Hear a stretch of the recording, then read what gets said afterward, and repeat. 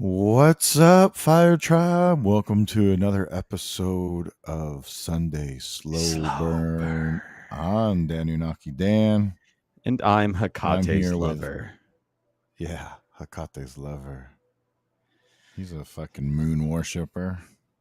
Yes. Welcome to the moon landing pad. Right here is D's nuts, as they say.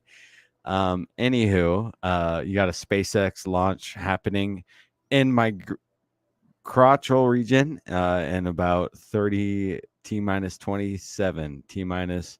Hikate is my sweet baby mama, and we did make awesome love, and it's been You glorious. did? So yeah, it Oh, was. you're gonna I have mean, a moon child? I was unaware of it. She kind of just entered the room, and Oh, she raped you like a succubus? yes, and I just said she showed me the light of the Lilithian, the Lilite way to become a true Wow. Lilite, one who worships the Lilithian dark moon goddess. It kind of has to be that way. You have to kind of be taken by force. And Oof. I see that we've already had a couple people drop out because this banter is so naughty. I do apologize. Why do we go straight for the throat? Sometimes we don't know. We could ease into it. Sure, maybe. I guess if you want to. I mean, you're the one. You love going straight for the throat. I know, man. That's why you don't fuck with me, because I will go straight for your throat. If anybody ever tries, Yeah. I will enter your throat region with my sweet fist. Like a vampire. Yeah, like a vamp. Lilites are vampires, technically. So, just saying. Shouldn't have kicked us out of the garden, bud. Mm-hmm. So today we're doing whatever treasure. Antiquated treasures. Lost antiquated treasures of history. You got some good ones? I got some. I went all around the map for this one. I was like, I wanted to. I was like, what? I was like, should I just stick to the Polynesian island? Should I just stick to the Pacific? Keep it in theme. No, I didn't do that. I had an idea to do that for a bit. I was like, no. And then I was like, okay. So then I needed to find treasures, only treasures that have been found. That way, it's like something tangible. Like we can sink our teeth into the fact that this treasure was not just a lore, a lore treasure. It was a treasure that has been found. So it's like it has some thicker depth to it, some girth, if you will. I think girth is a good, like, thicker depth, like thicker depth. Some girth rooks. Some girth. Oh my goodness. Okay, hey guys, listen up. So our brother Andy Sage might be popping in soon. I'm going to share the link. The original slow burn situation was we're going to have a free form conversation, free themed form conversation, which we share the link, and anybody can join in the chat. So, like, if you guys want to do that, I'm going to post it. I'm going to post it here in the YouTube comments, as well as back on our Telegram. Yeah, there you go. So come on through and say what's up, because we love you and you're sweet angels. Yeah, and also bring some hidden treasure with you. Yes. Everybody has a story that they like. I want to start this one off, though, with I tried to get this man on the phone because he's a friend of a friend who, funny enough, lives in gold country, like old gold country of America, Northern California, just inside of Humboldt County. And this guy legitimately went surfing in Thailand, in Southeast Asia, and was searching around, just hiking around with his buddies, and found a cave. And inside that cave was golden bars in a chest. There was like a wooden chest, right? It wasn't like a cool, like, classic jeweled treasure chest. But him and his buddies found a literal trove, and they took it to the Bureau They actually turned it in, and because of that, like they had some like legal, but I think they had a lawyer friend or somebody involved that helped them get a chunk of that change. And now he Hmm. owns like a music venue in Humboldt County and pays for Sweet. awesome bands to come through town. Like if you guys, I'll get more information on this guy at some point, because my friend has told me this story one time. uh Yeah. but you know, Let's get yeah, him on the slow burn. right, I was like, Have him come man, let's chat hit with him us, up, man. but couldn't get a hold of him. I'm Oh, sorry. maybe he But can that's a afford to real buy life you a one. webcam too. No, I like this one, man. I like it. I like it. This is my favorite one. All right. Maybe All if I right. got a really high def one, we could do some next level adventures on the Patreon by getting up some of the secret findings of shells and feathers, and we'll hold it so close up, then we can look at bugs. Look at bugs. I tried to help a roach today. I found a roach, um, and it looked like it had a little broken leg. I was like, this little roach buddy, let me help him. So I put a leaf under him and helped scoop him up on the leaf. And, life's a treasure, man. That's really what it is. Life is a treasure, and everything. We are the contents within the treasure chest, just waiting to be Mm. found at the bottom of some cosmic ocean. We And specifically, or all of us? like you and me specifically. Everyone else is Oh, like the coral building up so on the ego outside of the driven. chest. No, no, Such an I mean all egomaniac. of existence. All of existence within Earth is that we are the treasure of the chest, and Earth is our Yes. chest, baby. Treasure chest Earth. I'm down Treasure with it. chest. This is it. This is the new cosmology. That treasure chest Earth, Treasure Yeah. Island is our number one. Every Wednesday, we watch Treasure We Island. we are the gold ingots. Doubloons. Okay, hey, so let's say hello to, we got Loco, sweet homie Loke. We got a Coat What up, 45 Loco? and What up, a two Colt 45? what's up, J Lo? Hey What's yo. up, J Lo? What's up, 5 gallon fill up? Oi, And the oi, boy LC oi. King. 5 gallon Phillip. Yo, son, with that pH balance in the front. Okay. Oh, with that Um, pH balance. So LC, everybody, is a glorious man, and if you guys haven't checked out our most recent regular feed episode, which it looks like you have, because the numbers are up on that one. People like the chat, and there's Nomad in the reason house. why. My editing was like terrible on that episode, I will admit, though. Dan probably hates it. He hasn't admitted it yet, though.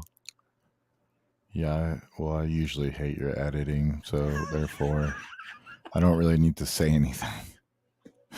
I just go into it knowing, I'm just like, how Yeah, might I it's not as troll good Dan as on this edit? yeah, it's not as good as Roman story time though. That's the best.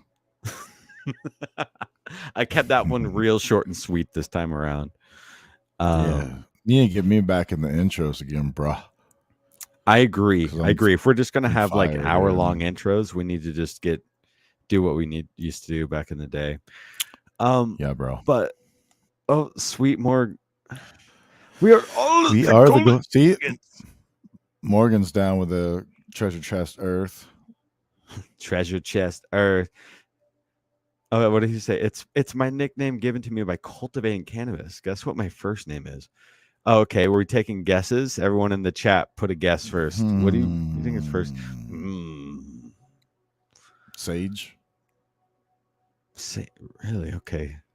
I was gonna go Phil. Harold. Phil. Phil. George.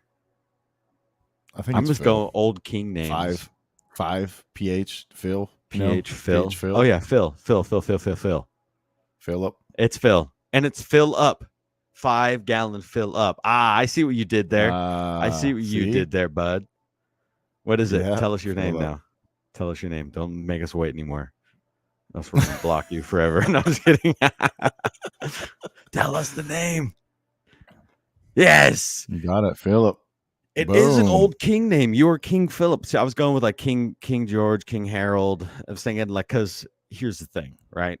Treasures. who had the treasures and who was stealing the treasures of antiquity. It was the kings, it was the royal families, right? They needed to have the wealth. And if there was any other wealth, you bet your sweet ass they're sending their little Knights Templar people out to go and get them, right? Holding the ciphers, right? The treasure maps, the ciphers, the magical squares of to figure out the riddle, to solve the puzzle. Like that's treasure hunt, treasure stealing of treasure. I didn't get any. I there's is this actually a deeper topic now? Now that like we really break it down, right? Like you could go as so I love it, right? But let's just be honest. Robbing the tombs. That's where it really came from. The Tomb Raiders, right? That's and mummy dust. Eat mummy bodies. Let's get Mommy into it though. dust. Yeah, let's get into it, man. Let's do this. So what do we got going All on right, here? let's do it then. Well, fucking Oak Island, dude. Of course. You know, because Oak Island, it's a big one. And there's so many theories about Oak Island. That's why I want to talk about it, because all the different theories help put into like context, like the history of Nova Scotia, Canada, North America. So a lot of these theories have a bunch of different people from all over the place coming there, and they're all, way earlier than Columbus. So that's what's kind of interesting to me about it is the different ideas. So one theory is the Captain Kidd theory. Uh, the Laguna brothers first took ownership of the island. Holds that Captain Kidd buried his treasure on the island and then cursed it and booby trapped it, thwarting centuries of treasure hunters. The team explored the matter further in another episode, talking things over with author Randall Sullivan. I guess I kind of wanted to get into it more than just this, but let's look at some other ones. Historian Paul Speed. This is the Sir Francis Drake theory. Paul Speed suggested that a scrap of leather purportedly used in the bookbinding process is tied to the 16th century privateer and his looting of hundreds of millions of dollars worth of treasure from a Spanish galleon. This theory further suggests that Drake himself is buried on the island. When you hit metal, you might have hit his coffin, said Speed. Oh There's yeah, the yeah. Cathar theory. My The Cathars faves. were a Christian sect active in Europe during the early Middle Ages. The team explored the possibility that the group had access to many of Christendom's greatest treasures, Mm-hmm. including the Holy Grail and the Ark of the Mm-hmm. Covenant. This Mm. theory holds that Cathar monks handed off some of it, if not all, their treasures to the Knights Templar, another medieval Christian sect, for safekeeping. When the Templars were disbanded, their treasures were supposedly secretly removed from Europe, possibly to Oak Island. I Oh. believe that this is the real one, because the way that the first thing that they found was like a plaque that said below here is buried treasure, and then there was like three, I think two or three levels of wooden planks that they had to get through before they finally got down far enough. And interestingly, they found a grave tomb in somewhere in the Isles area of King Arthur, or what was believed to be King Arthur, with a giant body in it. They don't know if it was a hoax or not, but some of the things were done in the same way, with the timber in the ground and a plaque commemorating the site. So it seems very druidic, the use of the trees and the timber. Mm. Also, because it's an island, so possibly a maritime civilization was there. And, the Templars, to me, I believe, are connected to the Tuatha De Danann and the Druids. Ha. Well, if So, that is the case, treasure is a very consistent theme within the hmm secrecy. and they were going around to different places and taking treasure from places and Mm-hmm. keeping treasure secret and anonymous. And so maybe if there was lost relics, they would want it hidden away so that nobody could ever get to it. Maybe that's the whole purpose of Oak Island, is that nobody's ever supposed to actually retrieve it because they booby trapped it so well. It's just going to make it impossible to ever actually get, because they're trying to conceal it and never let it get into the hands of people that could use it for evil purposes. Well, yeah, I Such as the absolutely, Ori of the Ark of the Covenant, because the Ark of the yes. Covenant is so mystical and whatever Well, the powerful. concept of like there being curses with treasure and troves like is a very consistent theme. Um, Hmm. and what's interesting about that is usually what treasure is it's precious metals. Precious metals are conductors. They are um, they are a piece of earth that's earth technology, right? Like precious metal, like using the conductive materials of earth to be able to use technology and to help, transfer electricity and therefore memory and Hmm. energy together from one thing to another. That's why I believe in, like, if you do divination correctly, I think that it works. Okay, I just still I don't know what it is. I can't shake the fact that there's something more to magic. Like, yes, and I know my sci-fi buddies, which I love, trust me, I'd be watching Stargate constantly, religiously, almost scarily enough. That, and they constantly bat this, like, this, they're playing with this theory of, like, is all magic at one point going to be discovered by a technology? I think, but I think it is, right? Because that technically, Hmm. what we're doing is we are putting a scientific, threshold and on these magical things that were considered magical one time. So divination itself, whenever that wants to get discovered by science and be like, yeah, you know what, we actually can control and manipulate the timeline a little bit, or to be able to summon conscious spirits and have, like, consciousness take up this inanimate object or whatever, whenever science wants to come around and say, like, that's a fucking thing, um Hmm. I'm stoked because but I know it works. I know it works. I've done some beautiful divinatory things, and things happen. And whether or not it's just like me noticing and taking more observation to these crazy things that have happened, or like what the intention behind the original divination was in order to make it happen. And then now it's been like, hey, is this a coincidence this is happening? I don't fucking care what anybody wants to call it. I know that magic has been experienced. I've seen it, and it's wonderful. And yeah, so just be careful practicing your magics and your divination, but fucking sweet, sweet babies, just do it. Just do it. Whatever comes to your heart and your soul, let it out. Let it out and pour out the magic, baby, because we're gonna change the timeline, manipulated way. What's up, Andy? What's happening with you, What's man? happening? What's going on, guys? Something like Hey, what's up, Indy? Hey, I got cut up in my research. I had my alarm set for 7:30 like last week, and I missed Oh, it. Woke up. Nikes. Yep. My Got everything bad. fixed now. Yeah, we All should good. How change you the doing? time. We should change the time to 4 though. Yeah, Yeah, is that that, 4 over here. works. let's come. Is that a good consensus time? I apologize, everybody. I I like it a little apology, bit everybody. better, actually, a little later in the day, because then I have more time to do stuff. Because on Sundays I sleep in till like 11 or 12.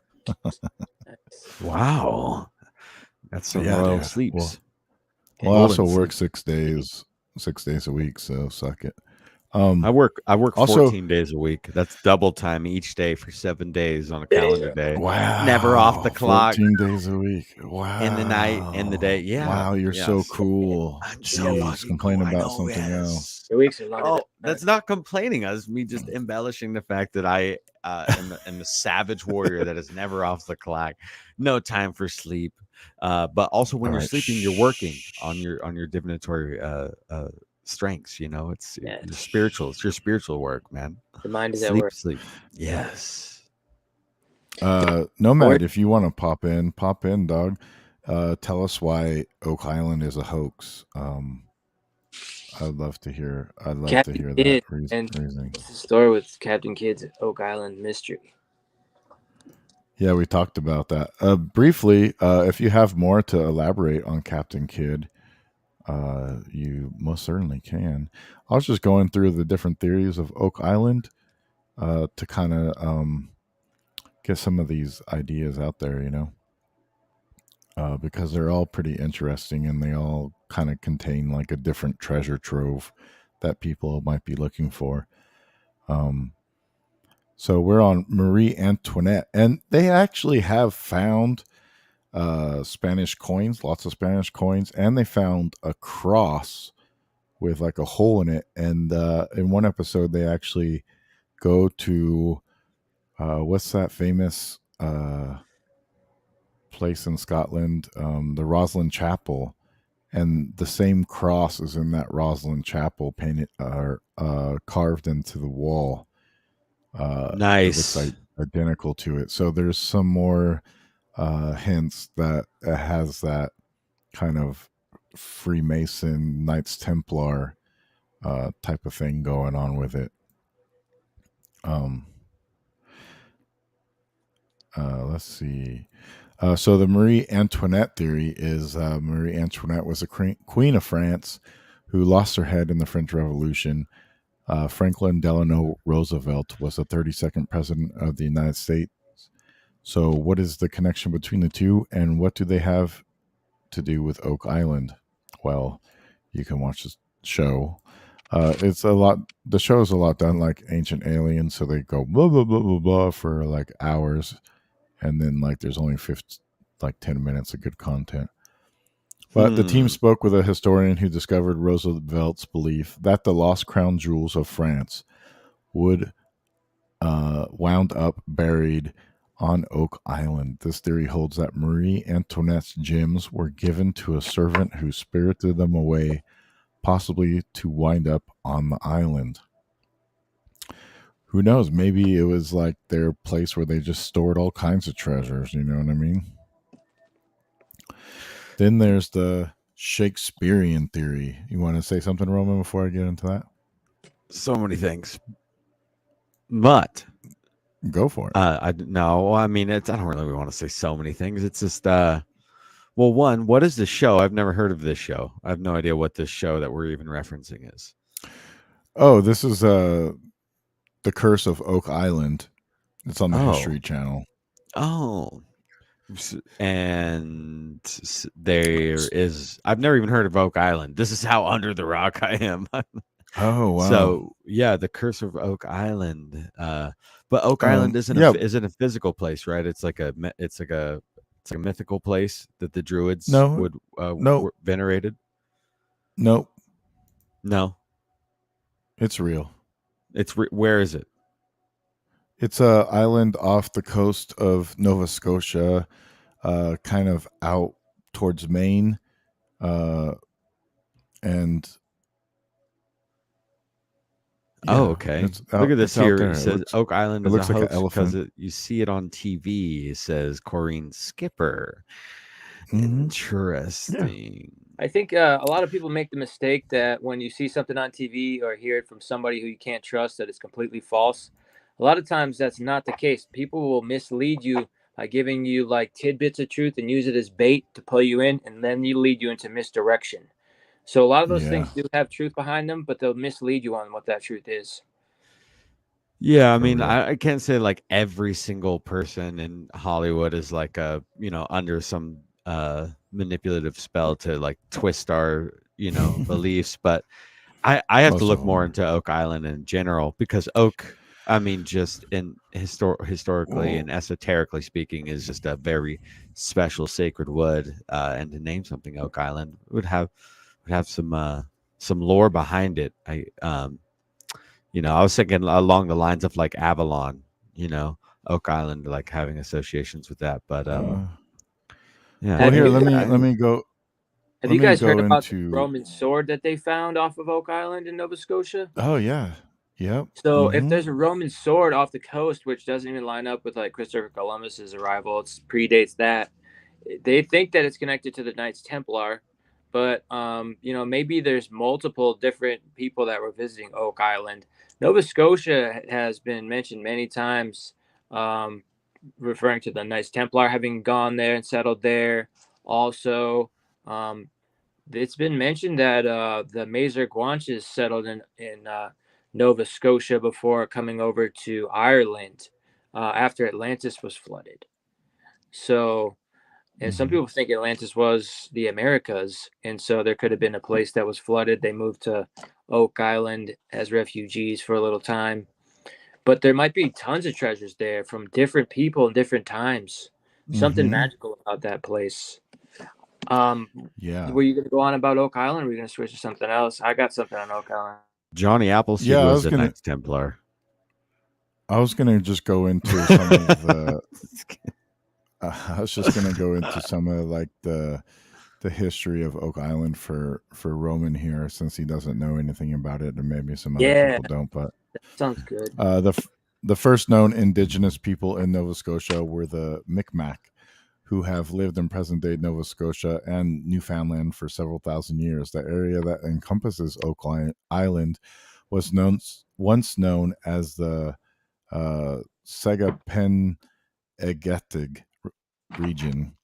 While it is unknown when Oak Island was first discovered by Europeans, the earliest confirmed European residents date back to the 1750s, when French fishermen built a few houses on the future site of the nearby village of Chester. Following the expulsion of the Acadians during the 7 Years' War, the British authorities encouraged British colonists from New England to settle in Nova Scotia. Land was made available to settlers in 1759 through the Shoreham Grant, and Chester was officially founded that same year. Another interesting thing about Nova Scotia is it's New Scotia land, right? So there is a story about the people from that went to Scotland, Scotia. You've heard that story before. When the Stuart line was kicked out of England, that they retreated and they made it to Nova Scotia, and they named it New Scotia Land, which is Nova Scotia.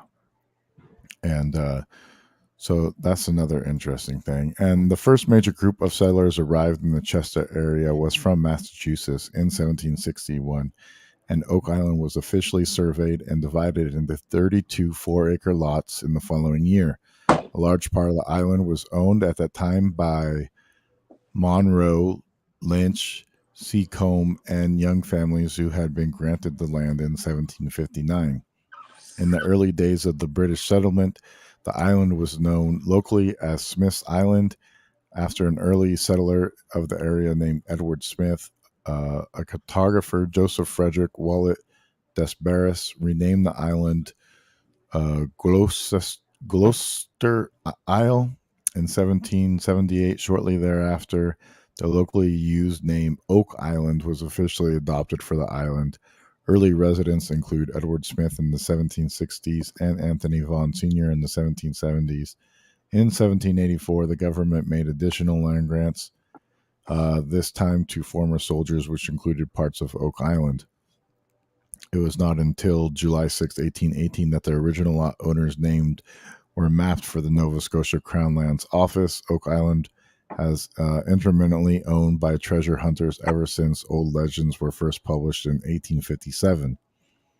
The hunt for treasure got so extensive that in 1965 a causeway was built from the western end of the island to Crandall's Point on the mainland, 200 meters away, in order to bring heavy machinery onto the island. It goes on to say more.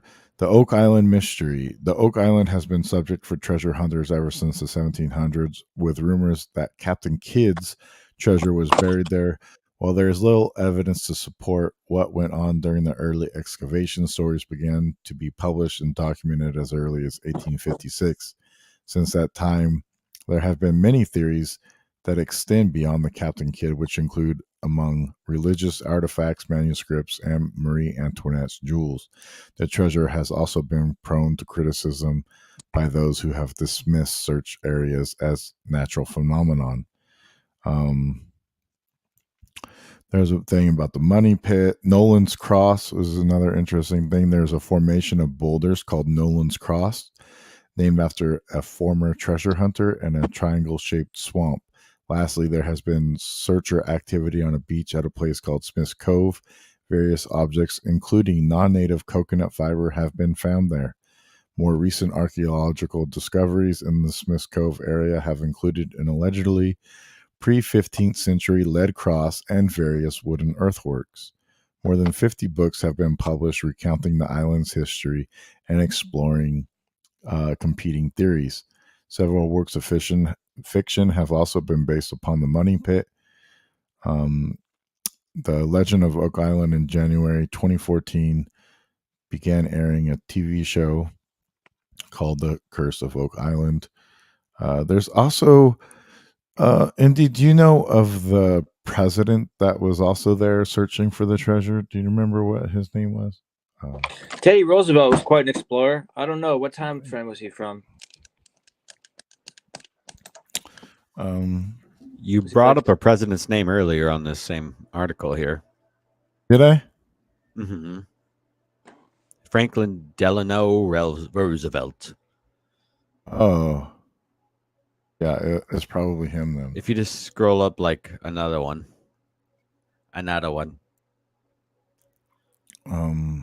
Yeah, I'm looking. Scroll up on another one. Blap blap. I'm trying to root doop doo. Right it down. Rattle a ding dang dow. My uncle's name was Rodney Ding Dang, and he was a famous train robber. Back in 1814, he had got impaled by Chad the Impaler. Chad the Impaler, who was obviously from the long Lillite lineage of Vlad the Impaler. But it was Chad with the inhaler because he had asthma, and him and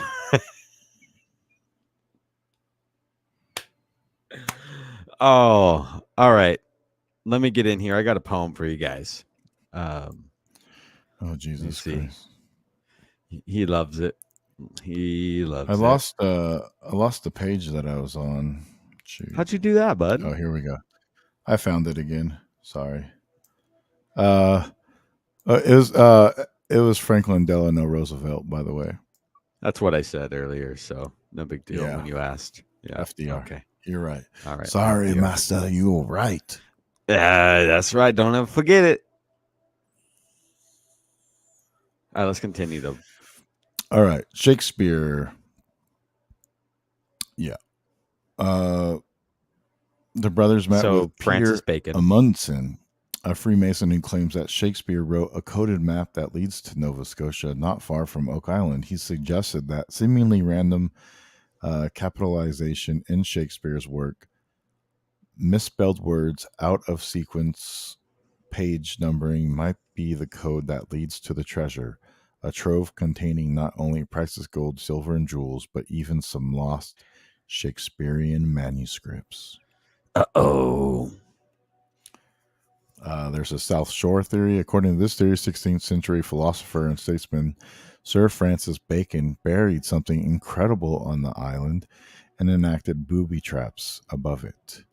The brothers met with author Randall Sullivan, who speculated that a book of Bacon's philosophical writings published after his death references the seas, pits, water, and shafts, all bearing similarities to the booby traps in the money pit.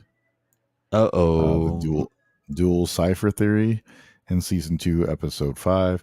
Ricky and Marty met with Daniel Ronstom, a cryptographer who believes that a slab of stone found at a depth of 90 feet holds a different set of clues to the treasure than previously thought. In 1949, Reverend A.T. Kipton, using a simple substitution, determined that the stone reads 40 feet below 2 million pounds are buried. Ronstrom, however, believes that the cipher is actually 2 codes in one, including both the original English reading and a Spanish version that, when translated into English, reads: a 80-foot guide corn long narrow sea inlet drain. Supposed instructions on how to beat the booby traps that flood the pit. Yo, Uh, the money pit's a decoy. So some people believe that, let's see, that the money pit was a red herring intended to lead treasure hunters away from the actual site of the booty. That suggests that the real site is just adjacent to the money pit based on placement of stones. Unfortunately, since those stones were destroyed by earlier expeditions, Rick and Marty had to approximate where to look, and they came up empty. Roman likes the booby traps and the booty. run to the The other star side of the booty. the star map theory is astrophysicist Dr. Travis Taylor met with a team. Taylor believes that symbols used by Freemasons, as well as a map of the constellation of Taurus, overlaid onto a map of Oak Island, reveal the treasure is on the western side of the island. A brief expedition to some locations suggested in Taylor's research failed to turn up anything conclusive. All right, I'm Uh, over the, this fucking Oak Island shit, man. Fuck this shit, bro. You know what? 3 seasons on a show? That's got to be a money snatching grab. 3, Yeah, I just said season 3. Now season 4? dude, there's like fucking 11 seasons. There's the Aztec gold theory, Christopher Columbus theory, Knights Baronet theory, the Enochian Well, are we about to chamber go over theory. all 11 seasons of the show or what? No, the we're Enochian not. chamber theory? This is 21 theories. The Enochian chamber. You want me to read that one? Let's read that one, and Yeah, then do this one. This one's good. I'll give it up. Okay. In the Old Testament, Enoch was the great grandfather of Noah, the man who built the ark on God's command. An ancient series of texts used by Freemasons, known as the Legend of Enoch, claims that he built an underground chamber to save all of the world's knowledge and treasures from the coming Great Flood. Author Alan Butler met with a team in Scotland to explain this belief that the Knights Templar followed Enoch's lead and built the money pit to hold the great treasure. In season 7, the team promises to look more closely at the island swamp for possible clues to an Enochian chamber beneath it. So, Okay. that's pretty fascinating, huh? Huh? Yeah. Enoch. All right. That's it for me then. I'll quit there for you, Roman, since you can't take it. No, I loved it. I just didn't know. I was genuinely curious about this show and how many seasons it had, if it had, and that does put my head on a swivel. If it's, automatic History Channel 11 series, I'm like, they must be making lots of money off of this. Some sort of I'm sure they are. I'm sure some they Oak are. Island ritual, Yes. right? Yeah, because yeah, I love it. I love it, dude. I'm gonna check out the show, and all that shit, man. I was just curious about this show, Oak Island. Apparently, I was looking up Oak Island on the maps, and there's like there's a gold road like right next to it. Gold road that leads out to Oak Island. There's a pretty lot nuts. of things going on with that area. Phil, Mr. 5 Gallon Phillip, posted Bar Harbor, Maine is home of Acadia National Park and also home of Jack's Laboratories doing biomedical genetic research on animals. The Northwest, also the Northeast Coast has a lot of nooks and crannies. Things have been going on here for a long time. The original shape of the island seems to look like an elephant. So there's a whole lot of interesting types of things going on with Oak Island, especially with all the different theories that they have coming from all these different places. Yeah, it's not a very big island. I just thought I'd read it because we are talking about treasure today, and because it ties in with a bunch of other stuff that we have also kind of talked about. So it's kind of it makes it fun and interesting. Just go over those things real quick. Yeah. No, I love it. Indy, do you wanna riff on some goodness, brother? Yeah, I got a quick riff on Oak Island. Some guy claimed to have found some of Captain Kidd's treasure. Hmm. Now, Captain Kidd was Scottish, and they actually ended up catching him in the Indian Ocean when he was on the run. And it's because he tried. They sent him to abolish piracy, and he did the exact opposite. Got his hands on some treasure and went on the run. Apparently, having hid the treasure, they never recovered it. But one gentleman said to have found some. It says Oak Island is a pretty tiny, privately owned island that lies off the coast of Nova Scotia in Canada, as we mentioned earlier. It would be seemingly unremarkable if it weren't for the countless urban legends related to it. The stories of Oak Island are all centered on the buried treasure, where the first stories of possible findings date back to 1799. In that year, a farmer claimed to have found a location in the ground which he connected to the story of the famous pirate Captain William Kidd. It was said that the kid buried some 2 million pounds on Oak Island, and the farmer and his associates did discover curious remains as they dug. Every 10 feet, they would stumble upon oak platforms. Hmm. After reaching a depth of 30 feet, the men apparently abandoned their dig. The exact location of this pit is unknown today. In the following decades, the partial ownership of the island went from hand to hand, and many people and companies attempted to excavate the treasure. Countless pits have been dug, bores used, schemes devised, and theories proposed. Last, no treasure was apparently found. Many claims that were put forward the treasure was deposited by the Templars, or the French, or the British, by the Vikings, the Copts, or the Masons. One interesting fact is that in the 1900s, it was young FDR who was involved in digs on Oak Island before he'd become the 32nd president of the U.S.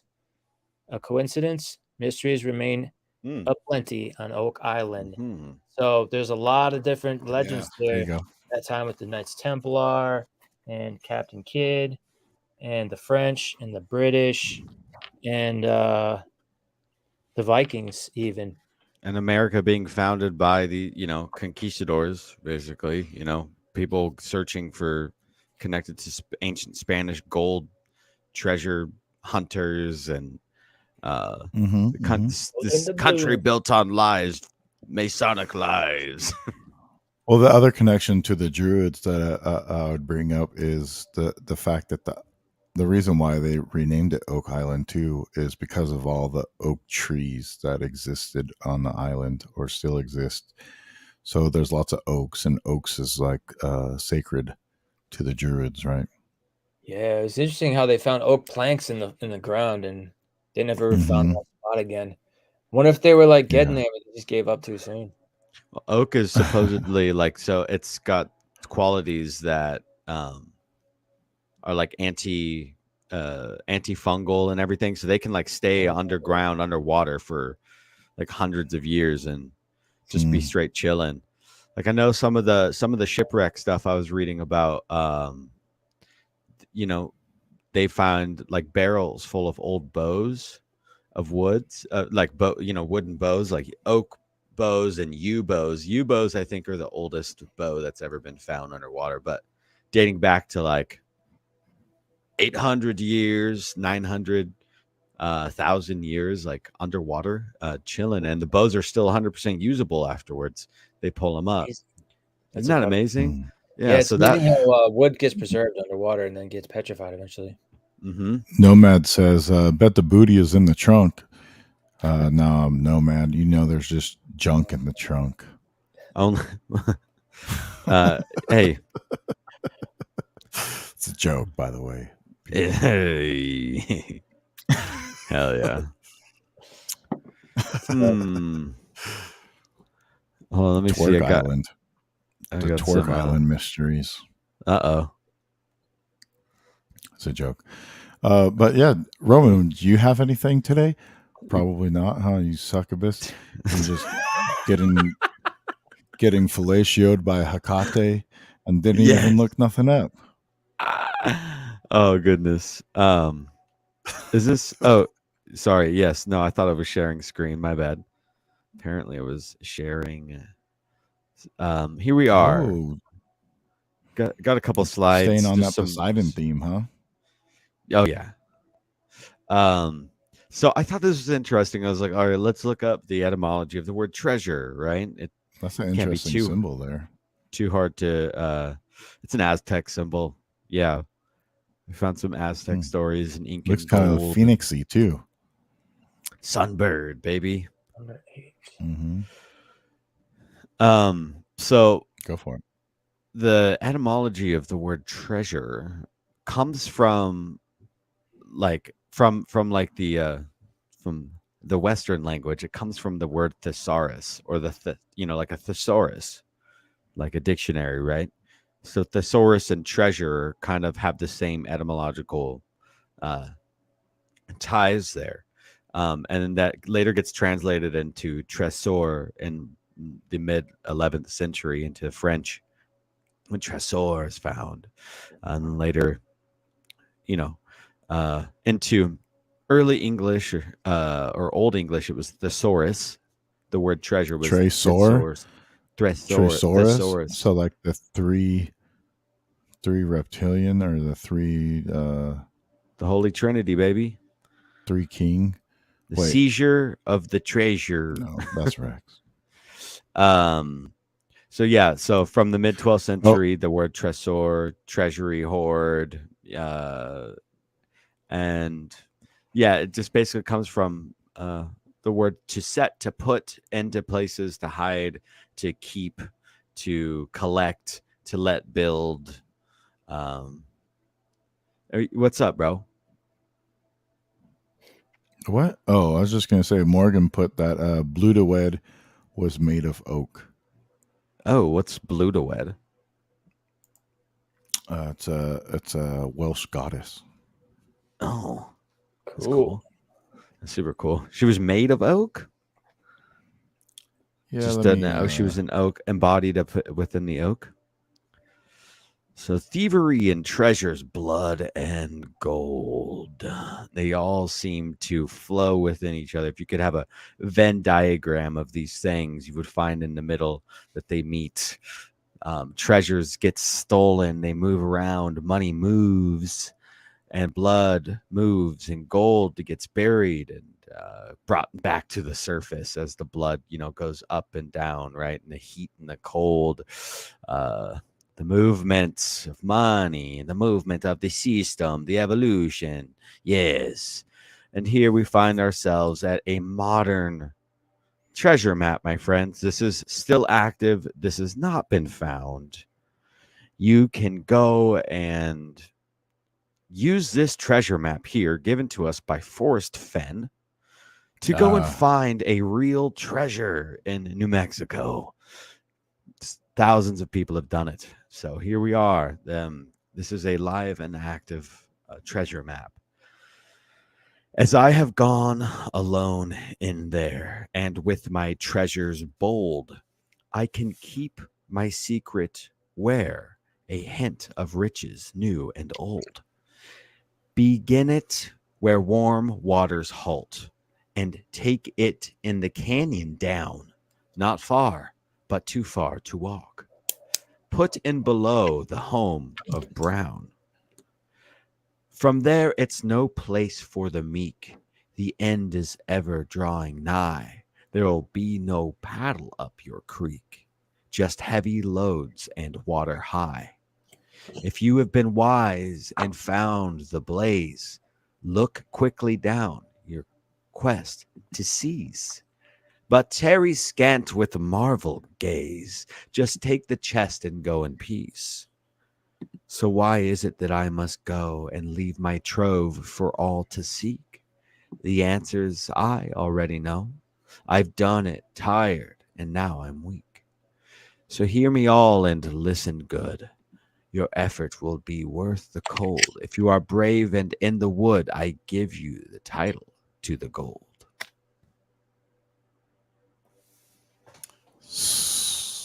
I don't know. I felt like there's a lot of sexual things in there. I didn't get that. Why? His tone kind of sexualized it a little bit. Really? Yeah. That's sexy talk you do, man. Oh, sorry. Oh, yeah. Well, I mean, I just like, yeah. The cadence, treasures baby. in the canyon. Sure. In the No, can. well, I think so. I think there's water involved below the home of Brown, right? So See, below the home of Brown, so below your butthole. Wow, Okay. Anyways, so this is a live and active treasure map, and we can learn a little bit more about it if you guys are down. It's in New Mexico. People have gone missing looking for this gold due to this man's poem. Wow. Yeah. Wow. People have definitely lost their lives. In Albuquerque, New Mexico, an antiquities dealer who inspired tens of thousands to search the Rocky Mountains for $2 million in hidden treasure now leads an increasingly desperate mission to find one of his fans. Forrest Fenn has been flying out in chartered helicopters or planes searching remote stretches of the upper Rio Grande for any sign of Randy Bailu, now missing in the wild for more than 3 frigid weeks. Fellow treasure hunters are also searching for Bailu, who was last seen on January 5th while trying to solve Fenn's mystery. Every time we go out and don't find Randy, it's discouraging, but we're not going to give up, Fenn told the Associated Press. There are still places that I want to look. Fenn, an eccentric 85-year-old from Santa Fe, has inspired a cult following since his announcement several years ago that he stashed a small bronze chest containing nearly $2 million of gold, jewelry, artifacts somewhere in the Rockies. He dropped clues to its whereabouts in a cryptic poem in his self-published memoir, The Thrill of the Chase. The hidden treasure has inspired thousands to search in vain through remote corners of New Mexico, Yellowstone National Park, and elsewhere in the mountains. Treasure hunters share their experiences on blogs and brainstorm about the clues. The mystery has been featured on national networks, igniting even more interest. Fenn gets about 120 emails a day from the people looking up his 40-pound box and believes 65,000 people have searched for the stash, some using family vacations to venture into the woods. The hope of finding the treasure is one thing, of course, but there is a sense of adventure when you get out in the mountains in the sunshine and the fresh air, Fenn explained. One of my favorite motives was to get the kids off the couch, away from the game machine. But the search can be risky. Some have forded swollen creeks in Yellowstone and were rescued by rangers. A Texas woman spent a worrisome night in New Mexico woods after being caught in the dark. Others have been cited for digging on public land, and federal managers have warned treasure hunters not to damage archaeological or biological resources.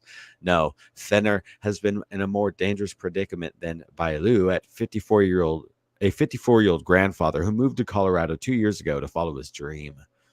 I wonder if his dream was to find this man's gold. That's crazy. Family and friends say he bought a raft and set out on January 5th, scouting for 2 weeks along the river of Santa Fe. He had a GPS device, a wetsuit, and waders, and brought his little white dog, Leo. More than a week passed before a worried friend reached out to his ex-wife in Florida, Linda Bailu, who filed a missing persons report on January 14th. His raft and dog were found the next day. Bailu left maps with markings in his car that the fellow treasure hunter are using to narrow their search. He also left a sandwich suggesting that he didn't plan to be gone too long. The New Mexico search and rescue team and state police scanned canyons and the mesas along the river by the air and foot, even bringing in dogs to sniff for clues, but suspended their efforts after several days. Unfortunately, we just don't have anything to go on right now, State's Police spokesman Sergeant Elizabeth Armijo said. Um, if someone were to find the clothing or footprints or just something that might be indicative of a hiker, we can go to the area, but we just have not found anything yet. The treasure hunters led by Flynn have not given up. We know that Randy studied this area very well. He even noted that certain areas were dangerous when the weather was bad and had done quite a bit of research, said Sacha Johnson, a treasure hunter helping to coordinate searches. He wasn't just randomly kayaking down the Rio Grande one day. He knew where he was going, and he had a plan. Fenn never meant for his treasure hunt to be easy. His poem points searchers to somewhere beyond where the warm waters halt, in the canyon down, too far to walk, below the home of Brown. Getting out would be dicey as well, he wrote. From there, it's no place for the meek, the end is ever drawing nigh. There'll be no paddle up your creek, just heavy loads and water high. This was supposed to be fun, of course. Now the search for Bailu is taking an emotional and physical toll on Fenn, who spends days organizing, hiring aircraft, and worrying. His fans stand admonished to anyone who dares blame Fenn for Bailu's disappearance. They're all responsible adults. Fenn, for his part, had issued plenty of warnings along with more clues. Then he says, "There's no point in searching in winter when snow would hide the treasure." He said also, "The treasure is hidden higher than 5,000 feet above sea level, but it isn't buried, nor in a graveyard, nor associated with any structure." But he has no plans to reveal its location.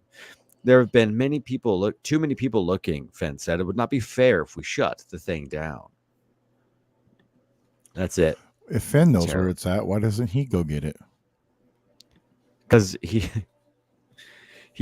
suppose this, it could all be a hoax, man, right? Like it could all potentially be a little hoaxy woaxy cinnamon pokesy, and if that's the case, then he's a piece of shit. And I think, like, who knows? We've had cult leaders before, that just tell people like there's something beyond. It's like, it's kind of like that. It's like there's something beyond this cryptic poem. How many people could he, get into that thing? But do you guys want to share? Because I have more. We could just kind of like trade off little sharing stuff. You guys want to? You guys want to go? Yeah, I want to bring up something real quick.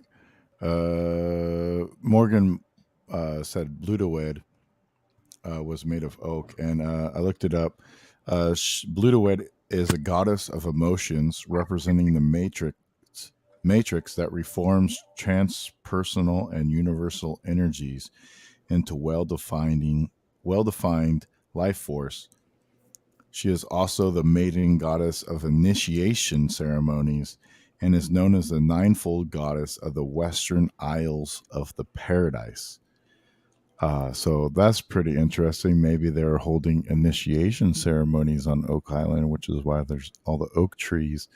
And you know that the Templars were, they worshipped like a goddess, supposedly, which is why they were all killed by the church because Absolutely. they thought it was blasphemous.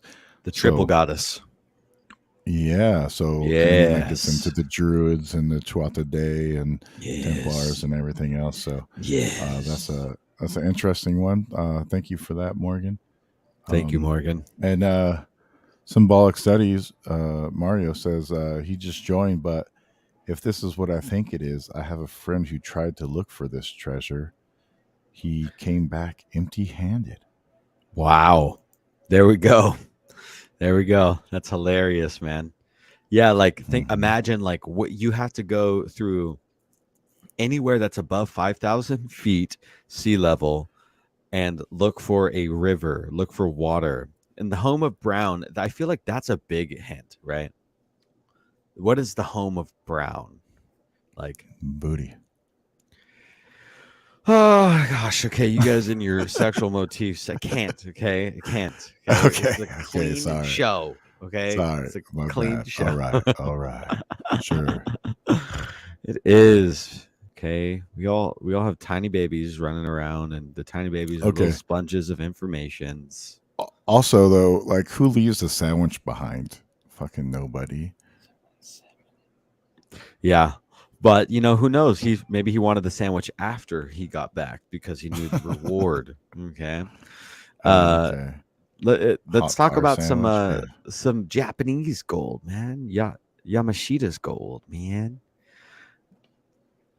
Yamashita's gold. The unsolved mystery of Yamashita's gold. You just get to go twice in a row, huh? I threw the cookie out there for anybody. Yeah, I threw the cookie out there, but you guys didn't want a little nib. So, but you guys don't want to miss out on this one. This is Yamashita's gold. It's an unsolved mystery. That's what we love. A thrilling gold hunt story involving a diamond-filled Buddha, a stash of gold bars, a Japanese soldier, a locksmith, and a Philippine dictator. Let's take a break from the busy news cycle with a thrilling Indiana Jones-style gold hunt story. It's about the stash of gold bars and a 1-ton golden Buddha statue that are believed to be a part of the so-called Yamashita treasure, a hoard of stolen gold, bullion hidden by Japanese troops during the World War II. Lost, found, and stolen again, this treasure, worth $22 billion, has almost vanished into thin air several times over. And the story started with Japanese General Tomoyuki Yamashita. Yamashita allegedly looted gold, jewels, and artifacts from 12 countries in East and Southeast Asia during World War II, which he had buried in several undisclosed locations in the Philippines. But Yamashita never had the chance to reclaim his treasure in 1946. He was convicted of war crimes and hanged by the Americans. The treasure lied dormant until it was discovered by Rogelio Roja, the treasure hunter. In 1971, Rogelio Roja, a locksmith, discovered one of Yamashita's caches containing gold bars and a Buddha statue, totaling over a ton of gold. And as if a ton of gold wasn't enough, Roja later discovered that the Buddha's head could be removed and the insides of the statue were hiding handfuls of uncut diamonds. But Roja's triumph as his discovery was short-lived as he met Ferdinand Marcos. Hearing of the story, Marcos, who ruled the Philippines with an iron fist until 1986, allegedly had Roja captured and tortured to reveal the location of his treasure before robbing him. Rumors are that Marcos managed to gather most of Yamashita's treasure, but no member of his family ever commented publicly on the allegations until February 1992. According to an AP article in 1992, Ferdinand's widow, Imelda Marcos, claimed that her late husband had found Japanese gold after World War II, but hadn't disclosed the existence to tax authorities because the amount was so huge it would be embarrassing.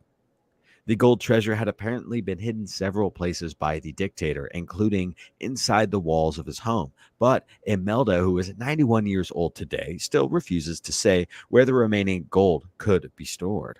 How much gold do we think Marcos owned? Well, there's no way to know, but the former mayor of Manila reportedly heard that Imelda herself, that Marcos had owned close to 7,000 tons of gold, which would be worth around $400 billion today. And what about the diamond-filled Buddha? Well, it seems like this one is yet to be located. So we have a chance, everybody. We have a chance. That's all we need. That's all we need. That's it. Just a small baby chance of hope. A glimmering diamond shining in the night of hope off of Hekate's wonderful sheen as she wanes into her full embodiment. Yes. Indy, you got Yeah, one? I got a little Got one something. ready to roll? I got a little bit more on Yamashita's gold, and then Oh, maybe we could yes. segue into Hanjo Masamune's sword if we continue this. Yeah. Yes. All right. So we got Yamashita's gold. A hoard from conquering war. War and plundering go hand in hand. These are two sides of the same coin, and World War II has no exception to that rule. In the Pacific Front, the most powerful of the Asian belligerents, the Empire of Japan, conducted some organized and top-secret plunder of its conquered opponents. From all of the Asian countries they occupied, there were more than 10 of them. The officials under the orders of Emperor Hirohito and his brother Prince Chichibu looted vast amounts of gold bullion, treasures, gems, and various other riches. This was their attempt to secure funding for either the ongoing war or the future after it. Some of the gold managed to reach Japan, while most of it only went as far as the Philippines, due to the U.S. blockades during the war. So it was that in the closing stages of World War II, several of Japan's princes and their first general, Tomoyuki Yamashita, oversaw a frantic attempt to hide these treasures in the hills and underground tunnels of the islands of the Philippines, with claims that there were around 175 hidden vaults created. Here we have a picture of Yamashito himself, Japanese general who hid the plunder. Major babe. In uniform and all. It's also said that the engineers who led the constructions committed suicide inside them, the so-called seppuku, to preserve secrecy. While these treasures were considered lost, many sources claim that they were, in fact, partially recovered by the U.S. forces at the end of the war, and that vast amounts of the money were used to fund many of secret American operations in the Cold War. But either way, we'll probably never know what sort of treasures lie beneath the hills of the distant Philippines.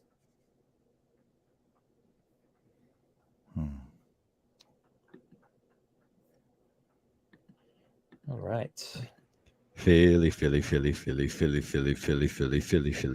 have another screen. Another screen I can share for this sword. Yes. Share your sweet stone sword with us, sir. 30. There it is. Boom.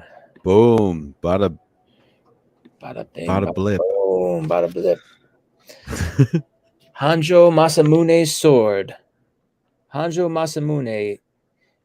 The Hanjo Masamune is a sword that was supposedly created by Goro Niyudo Masamune, who lived from 1264 to 1343 and is considered by many to be the greatest sword maker in Japanese history.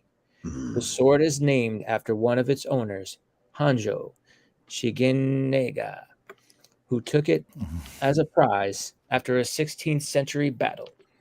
The sword later came into the possession of Tokugawa Ieyasu, who became the first shogun of Japan after winning a series of wars in the 16th century. The sword passed down through the Tokugawa family until the end of World War II, when the sword was turned over to American authorities during the American occupation of Japan, as they were concerned that the sword and others like it could be used against the Americans. But the sword never reappeared. It's possible that the U.S. soldiers destroyed the sword along with other captured Japanese weapons, and they may have brought the sword to America, meaning it could be recovered. But the mystery remains. So who knows? Mystery. And the mystery remains. Mystery baby. Yeah, that's I like swords, right? The history we got to do a deep dive on some more swords of history, because they kind of like they go into, mystical stories, mythological stories. There's, symbolic stories there, and the history of the forge is really interesting, and metallurgy itself, because metallurgy and mining and all of these things, and swords commonly having this like theme of not just power, but like being able to like actually hold like the spirit of Lu lives within the sword of Lu, like you are embodying the deity that is here encased within this item. And yeah, it's super cool, man. Super cool. I love swords. I think I was cut in half in a past life. And that's why I love swords, because I am so deeply connected with them. Yeah, these swords are folded 14 times over, forming 16,000 layers. Ooh, true Damascus steel. Strength. Yeah. They can cut right through armor and metal. Ooh. This story next that I'm gonna do is like so there are these four. Oh, is it your turn, Dan? Oh shit. Yeah, it is. Oh, you did 2 in a row, motherfucker. Let's give it, brother. I'm so sorry, bud. Here, you got something sweet for us? You got some candy? Let me get on it. Cause I got some sweet tooth. I'm sharing. Oh, snaps! It got a bell. Uh-oh. Yeah. Oh, that's right. This is the biggest bell in the world that was stolen, dude. right? Yes. What? Oh, Yes. Yeah. Of course. I was doing it just for you, Roman. Just for you. Oh my God, I'm such a special The great angel. bell of Damazati. It was a bronze bell believed to be the largest bell ever cast. It was cast on February 5th, 1484, by order of King Damazetti of Hathawadi Pagu and presented to the Shwed Agan or Shwedagon Pagoda of Dagon, today's Yangon, Myanmar. In 1484, King Damazetti's astrologer advised him to postpone casting of the bell because it was at the inauspicious time of the crocodile constellation. Ooh, see, it's even got you in there, Gator. Gator And boy. he predicted the bell would not produce any sound after the bell was completed. It reportedly had an unpleasant tone. According to the contemporary text, the bell was cast from 180,000 vis. A vis is a Burmese unit of measurement, and of a metal which included silver, gold, as well as copper and tin. It was said to be 12 cubits high and 8 cubits wide. In 1583, Gasparo Balbi, a Venetian gem merchant, visited the Shwedagon pagoda and described the King Damazetti bell in his diary as being engraved from top to bottom with writing that could not be deciphered. I found in a fair hall a very large bell which we measured and found to be 7 paces and 3 handbreadths, and it is full of letters from top to bottom, but there was no nation that could understand them. The theft. European explorers and merchants began to make contacts in Lower Burma in the early 16th century. Felipe del Brito e Nacote, a Portuguese warlord and mercenary known as Nga Zinka to the Burmese, arrived in Lower Burma sometime in the 1590s. At that time, Syrium, now known as Fanlian, was the most important seaport in the Burmese kingdom of Tuangu.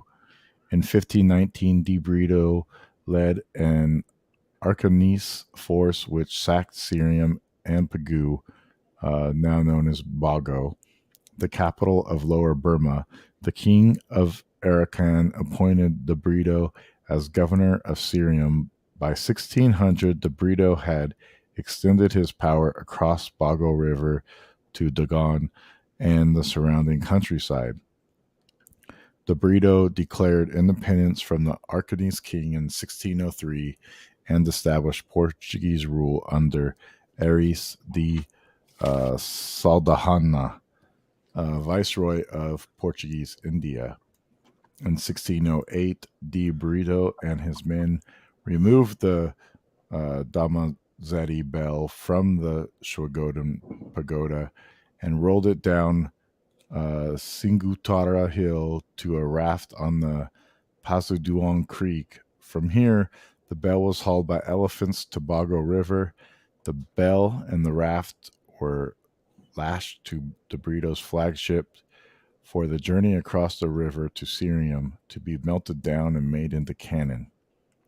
The loaf proved too heavy, and the confluence of Bago and Yangon rivers off what is now known as Monkey Point, the raft broke up and the bell went to the bottom, taking De Brito's ship with it. Burmese forces under King Anukapetulun recaptured Syrian in September 1613. De Brito was executed by impalement on a wooden stake. Many people have tried to find the bell, so far without success. Professional deep sea diver James Blunt has made 115 exploratory dives using sonar images of objects in the area for guidance. The search is complicated by the presence of at least 3 shipwrecks in the area.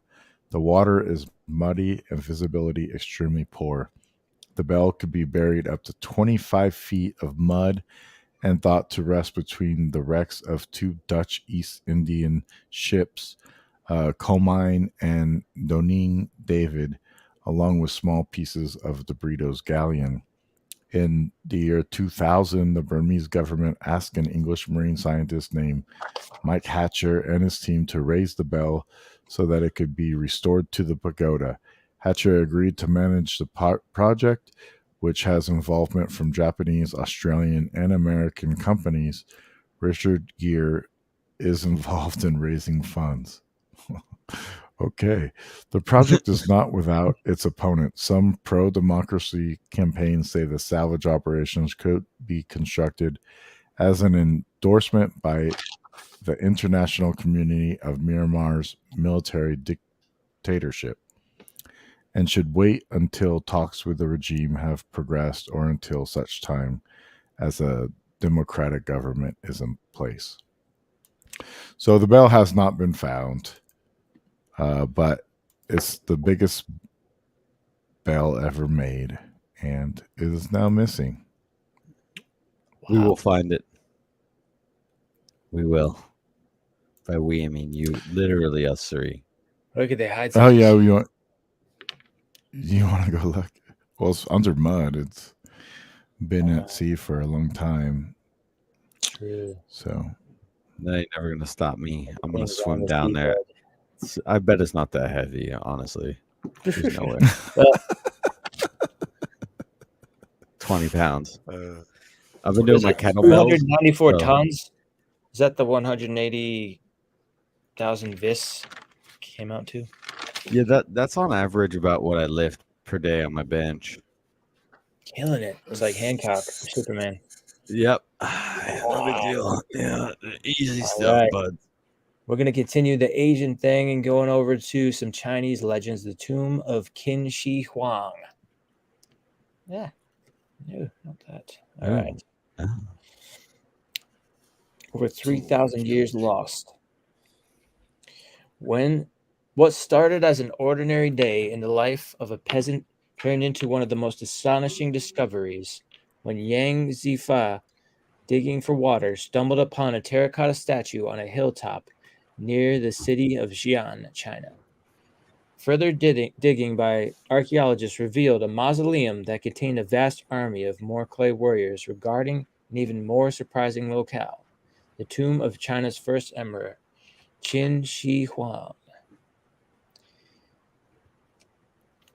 It may sound like the start of a monster movie, but that is as far as the story goes, although there are no fears that the archaeologists would accidentally raise an engraved emperor from the dead if they keep digging. Some treasures within may remain lost.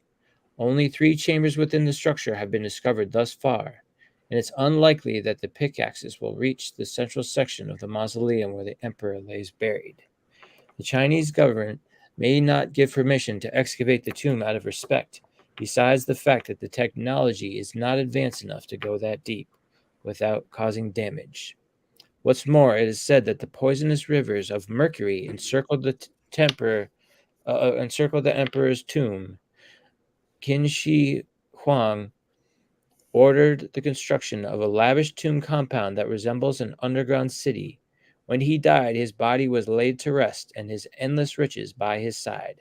Both sets of treasure remain confined within the unexplored depths of the earth. Is this the one where they got all those like terracotta soldiers buried No, this is underneath a the different one. pyramid?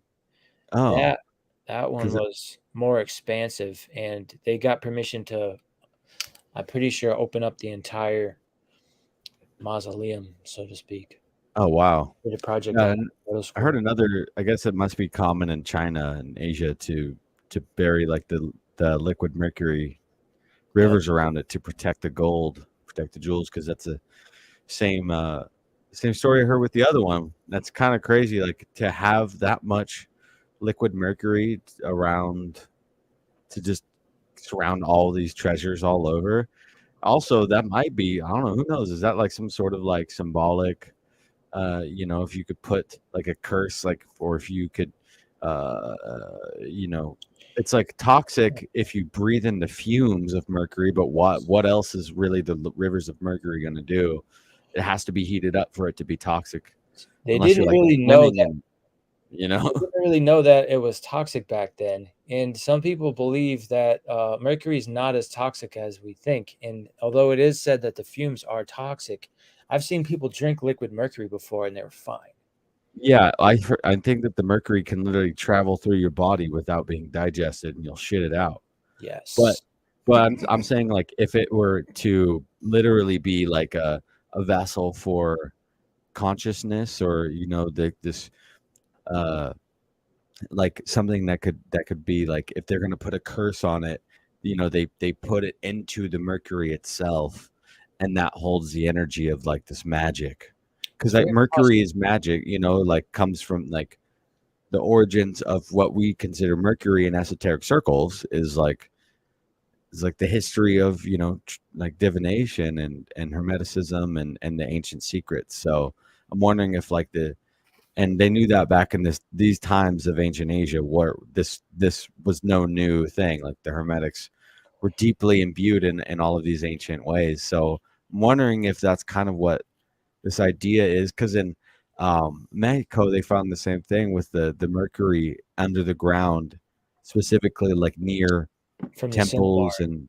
yeah, exactly. And yeah, they had the rivers of cinnabar. So it's like, I'm wondering, what do you guys think about that? Egypt as well. Now, as far as that goes, I know that hermetically, uh, mercury was considered very sacred and part of creating the philosopher's stone. And also, it was venerated in the ancient times. Now, as far as in ancient China, I know that the emperors would take mercury as an immortality elixir tonic. And I don't think they ever really figured out that it was damaging to them, or it may not have been, supposing that they Mm, weren't inhaling the fumes. But I know that the emperors used mercury for immortality. It was considered to be something very sacred to them. Now, I've heard recently that mercury can be used to make free electricity, and so it's been demonized to the public in the false history right now. mm-hmm, mm-hmm. But it may very well be the case that the fumes are in fact toxic. I know the Die Glocke, the bell that was created by the Nazis as a flying saucer, used mercury as its main um, part Engine, like engine. Yeah, propulsional. propulsion. Yeah, yeah, Propulsion. Plus they were on some next level stuff. Yeah, and magnetics and mercury, like, so when you mix the two somehow, like I would, yeah, I gotta dig deeper into them and deeper Yeah, mercurial secrets of history, man. you got to figure out what's going on with that mercury. Yeah, Fascinating. Indy had posted a good video in the RFTA chat the other day that I watched on the Ooh, mercury. I didn't check it. What Uh, was it?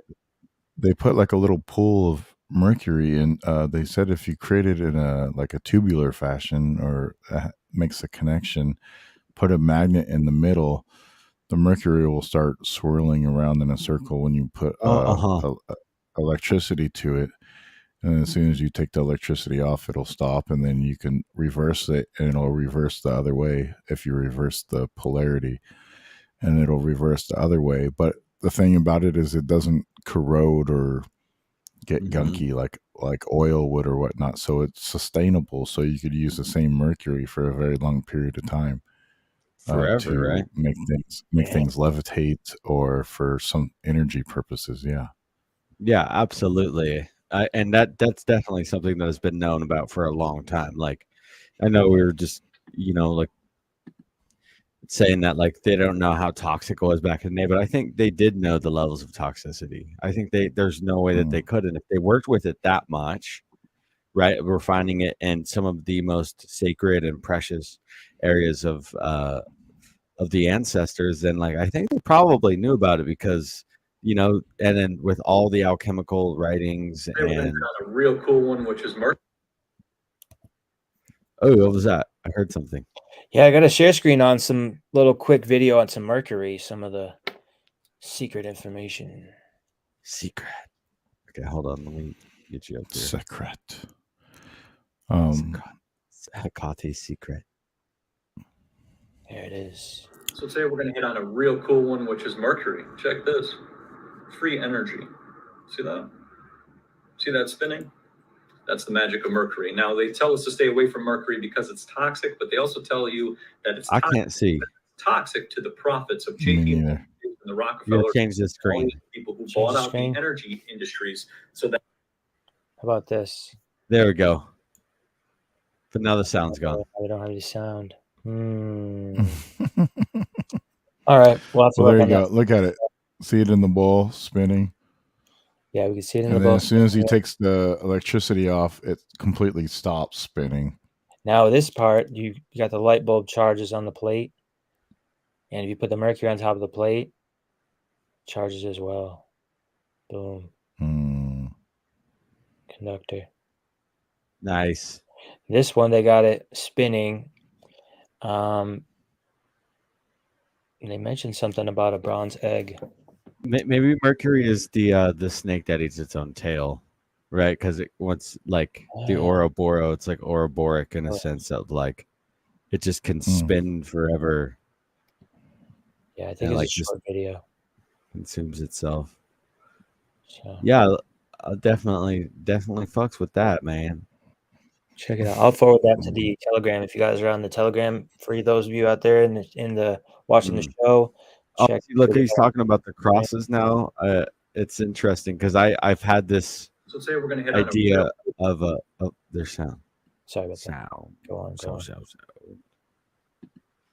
But a lot of these old art pieces, you can look at it if they're stacked. Anything if things are like stacked, that's like a battery. You know, like these early batteries. One of the how we found the history of like how the battery itself, I think, was found was when this guy, you know, eventually stacked all these metal ringlets together, and then through the stacking was like this piezoelectric situation to contain the energy, and they were like, this is like the most functional battery that we have, and by stacking it like this, these ringlets and like conductive materials specifically layered, and I think that was just by simply observing how earth works and finding where natural earthen batteries are, knowing that limestone, sandstone, and specific geological constituents had.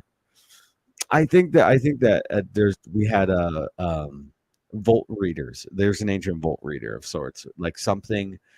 Maybe it was a bowl of mercury that you could put on the ground to see, or dowsing rods, right? Like the idea of dowsing rods to go around and find where water wells are, and then also on top of water wells, they would find ancient mines, or they would find gold mines or precious metals deposits.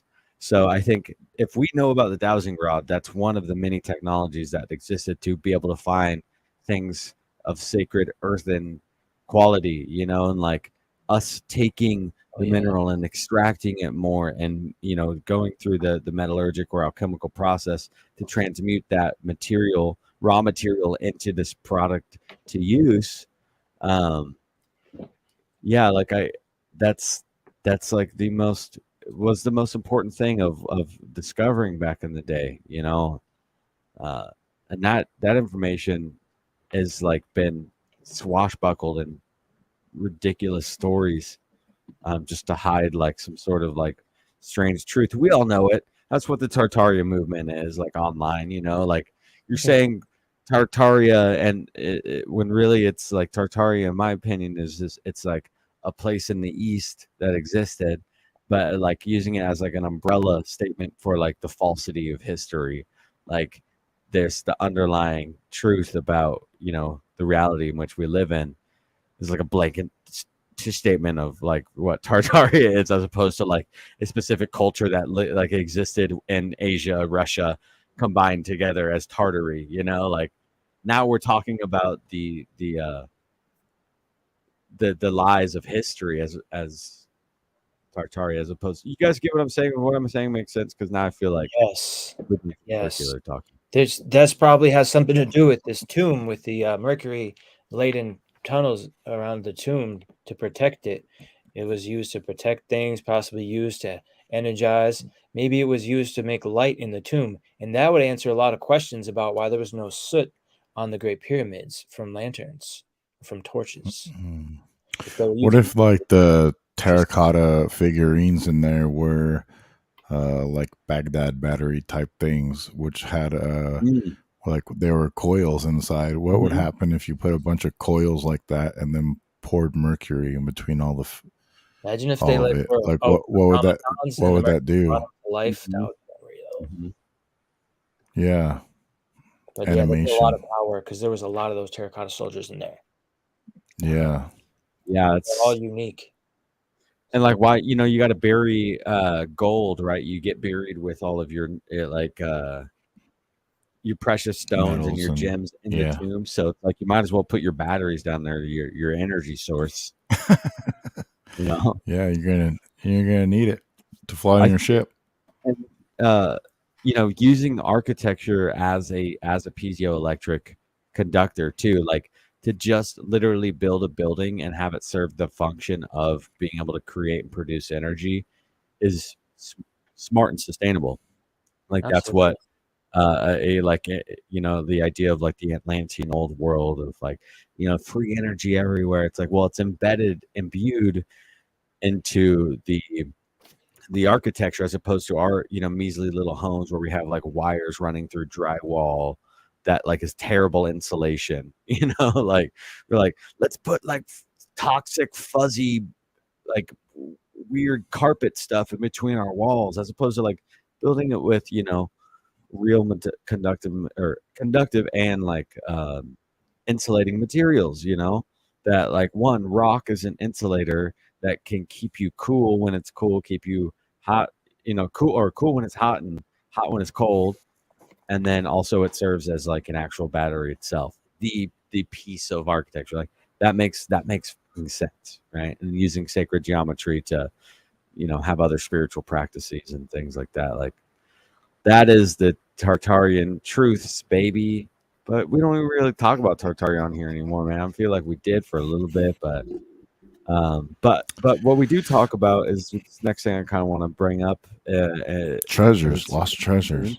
lost treasures of the Just like you said, Dagda on the there's 12th of day. 8,000 of those terracotta soldiers, so that would be a lot of energy. And there's a new thing made by Rolls Royce that is like a Vajra generator. It's shaped like a Vajra, and it's modern day technology used to create electricity. Made by Oh shit! By Oh, Rolls Royce. Yeah, you might want to check Interesting. that out. That is unreal. Yeah, save that link. Let's get into that here in a little bit. Down. I'm bringing it. Down. So Dagda was one of the kings of one of the famous kings of the Tuatha De Danann, Yes. and yep. there's these four famous jewels of the Tuatha De, and two of them are the cauldron and the harp. And we're gonna get more to the cauldrons. They were sacred treasures of the divine, basically, right? They came from the gods, and the ancient Celts had different special cauldrons in their history. So we're going to journey into the cauldron a little bit here. And on the back of this slide, you guys see a depiction of this is supposedly Dagda or one of the Tuatha De here plunging somebody into the supposed cauldron and some sort of ambush going on here. Right, look at like a flying snake or a dragon. These are beast mouth staffs on here. This is all engraved in a cauldron, the famous cauldron that still lies in the museum. Then here's Dagda. Yeah, so, anyways. Or Hecate. I mean, there's a dog here. There's a dog here, and Hecate's always kind of like symbolized with a dog, but she's also my sweet baby mama, so she's everywhere in my eyes. I love her. Mhm. Okay, the dangerous journey into the Gundestrup cauldron. The concept and symbolism of sacrifice among the Celts were not so different from other contemporary cultures. Dolphins, horses, heads, and processions, apart from the gruesome glorification of the cauldron. We know that it was discovered in a peat bog in the Danish Jutland. It has been thought to be manufactured by Sumerian people between the 2nd and 1st century BC. Sumerians used to settle mainly in the region of the low Danube, but they were known to be spread from Himmerland, where the cauldron was found, to Pontic and Caspian steppes, where sometimes they clashed with the Scythian people. Similar ritual cauldrons were discovered in Scythian and Pazyryk burials, called kurgan, scattered in a vast area comprising of southern Russia, Ukraine, southern Siberia, Central Asia, and Mongolia, or otherwise known as Tartaria. The very symbolism of the cauldron is scarcely used in Greek mythology and less sophisticated Roman one. In fact, other analogies replace it. In contrast, the Celtics were not afraid to adopt all of the profound and raw meaning of immolation, which is sacrifice. The Gundestrup cauldron looks like a magnificent silver bowl, 42 centimeters high and 69 centimeters in diameter, composed of 13 finely embossed panels, 5 inner rectangular and 7 outer square, and 1 circular one at the bottom.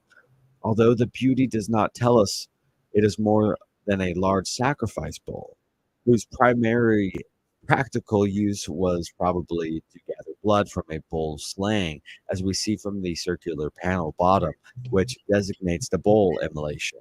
The bull was not a random victim, but a symbol of the union between sky and earth.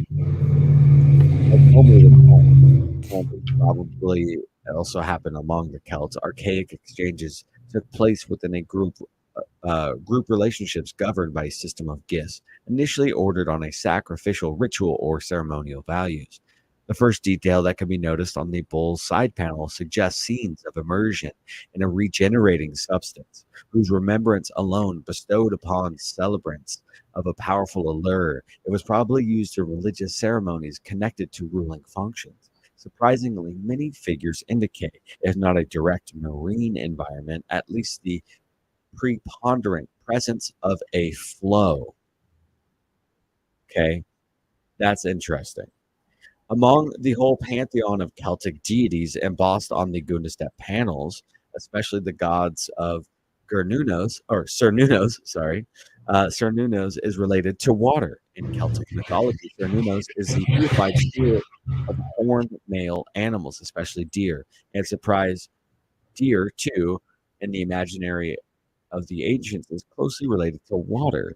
In fact, as astonishing as it may seem to us, the ancients consider it an animal very familiar with the liquid elements, amphibious, able to walk in the middle of waves, travel on the waters, and cross the seas.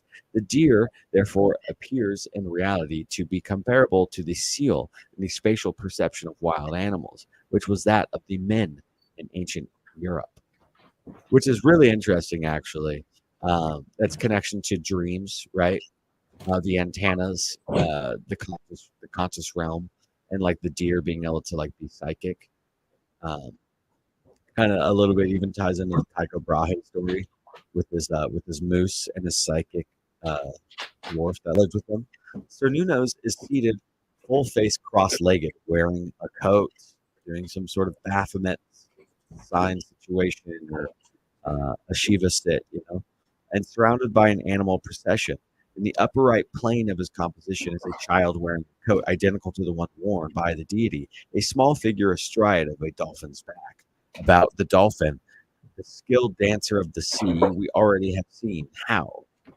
According to the Greek mythology, it is dear to Apollo and Dionysus for his excellent attitude to rescue men to safe shores. And for this reason, he was taken as a symbol of the passage from the life to life after death and became a psychopomp fish. A procession of animals also surrounds the deer god. And this shouldn't be surprising as Cernunnos is a nature deity. Even trees are sacred to him. But there are not only processions of animals along the cauldron decorations, warriors on horses back and foot seem to be in a military parade. If a procession is a multiplication in alchemy, it was regarded as a list, a succession of individuals in ancient philosophy, a multiplication indeed.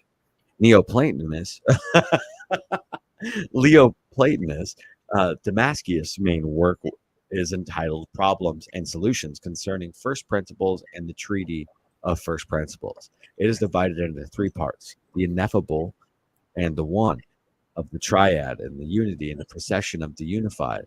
This book examines the nature and attributes of the deity and the human soul, better of soul, or better of souls. This concept was likely to be widely extended. Now back to Cernunnos. The Celtic horned god is often compared to the Greek Dionysus, even him multifaceted of rare complexity.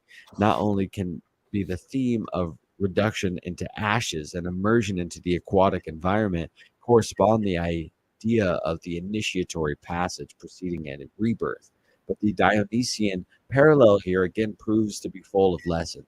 According to the Orphic tradition, during his first existence, the Titans captured and the little Dionysus Zagreus, who's covered his face with plaster dust, gypsum. The divine child is then dispersed and devoured, partly raw and partly cooked, by his murderers, who Zeus, his father, immediately strikes down. The human race is born from their ashes and mixed with the earth. While Dionysus experiences a new birth after this disastrous episode. Therefore, we note here that the theological level the passage through the state of ashes does not imply a definitive disappearance. It's an alchemical story. Not only is Dionysus Zagreus ritually dismembered, but he is given the attribute of the sacrificer among the gods, since he is known with the epithet of the hammer of humans, with the hammer that Hephaestus uses to forge Achilles' shield. And this last detail should not appear irrelevant. The ritual cauldrons had to be oriented towards the north. We know that Homer describes the shield of Achilles as a real map of the northern constellations. And in the end, I have to mention the sacred meal corresponds to a symbolic union with the gods, also known as the perilous journey to Hades, the only place of regeneration and rebirth. Yeah. Wow. So the cauldron could be many, many, many things, but it could be an alchemical still, right? It could be the bottom of a still, like you can have a detachable still, the top part goes on it if you're going to do an alchemical process, or it can be a serving bowl that is, used with some sort of special prepared concoction, right? Like they're talking about this transformative water that you would dip them into, or bringing the ashes into the water to create that earthly body. That immersion of those two things together, and yeah, like it's or the sacrificial bowl, right? We were talking about like an actual bowl. So bowl coming from the use of capturing blood. It's a bowl from the sacrifice of the bull into the bowl, the bowl into the bowl. So it's many things, right? And that's why the cauldrons, when I started looking into it, because we are doing our Celtic themed months on the regular feed, it kind of blew me away because I was like, oh shit, like this is super prevalent, like as one of the main treasures of the 12th day Danan for a reason. If it comes from the ancient divinities, then it holds a higher purpose. And so I want to dig a bit deeper into that. And I do have another couple slides specifically on the cauldron. So real quick, just as we're on the theme, let me get into it a little more here.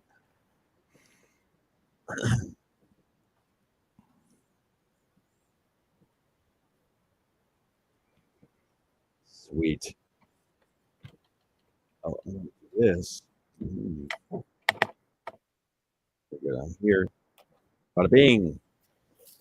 Okay, well, while the Dagda is likely to be a chieftain god, his other attributes of fertility, associates with the other world, and life and death are all mutually complementary to each other. For example, while his cauldron and club are complementary to his chieftain role, they could also be seen as the aspect of a fertility role, which in itself will fulfill the third aspect of sovereign power. The cauldron never let anyone walk away unsatisfied, thus indicating that the Dagda was able to provide for his people as well as protect them. The Dagda's magic cauldron, also bears close relationship with the other world, the source of all wisdom, especially that of occult wisdom, something which the Tuatha De Danann as a whole were famed for. In this Brug, with his cauldron of plenty, he is the lord of the otherworld feast, as well in Ruad Rofessa.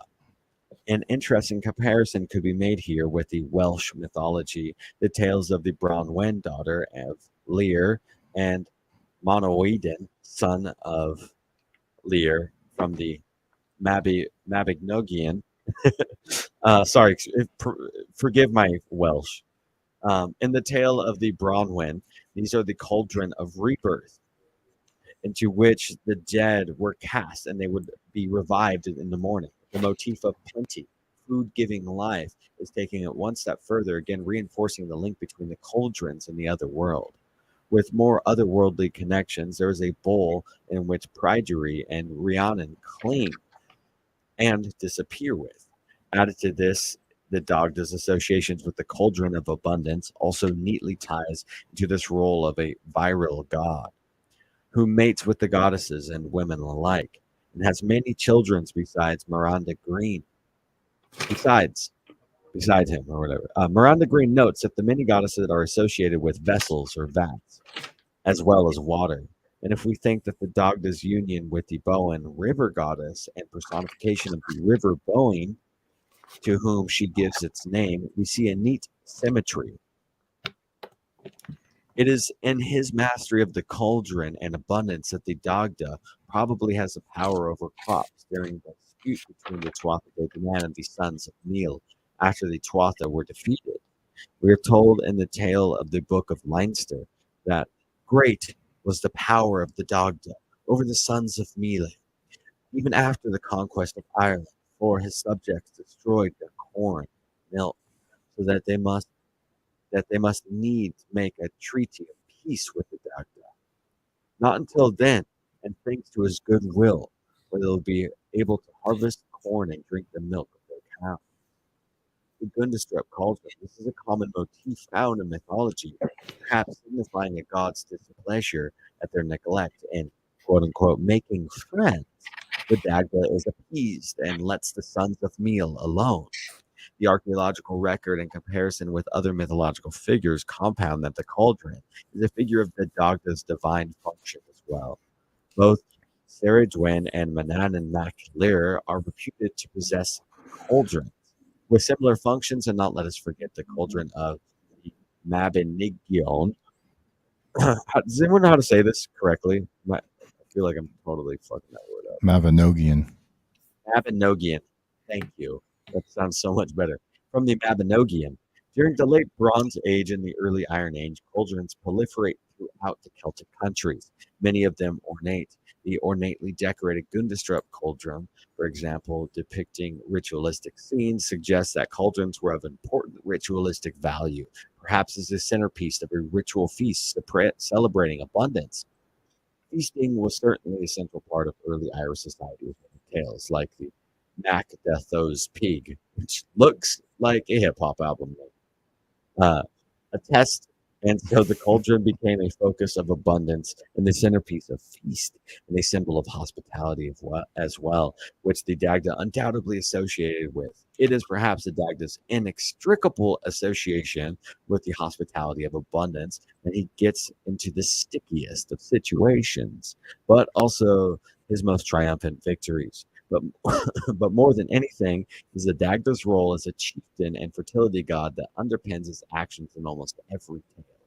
The other world, as has been seen, the Dagda's divine attributes complement each other greatly. As a chieftain, he must provide for his people and therefore be virile and associated with fertility. The Dagda's cauldron of plenty is key to this provision, as no one has ever walked away from it unsatisfied. But also, we can see that the cauldron links the Dagda to the other world as well, the paradise land of the permanent plenty, where no one goes without or suffers.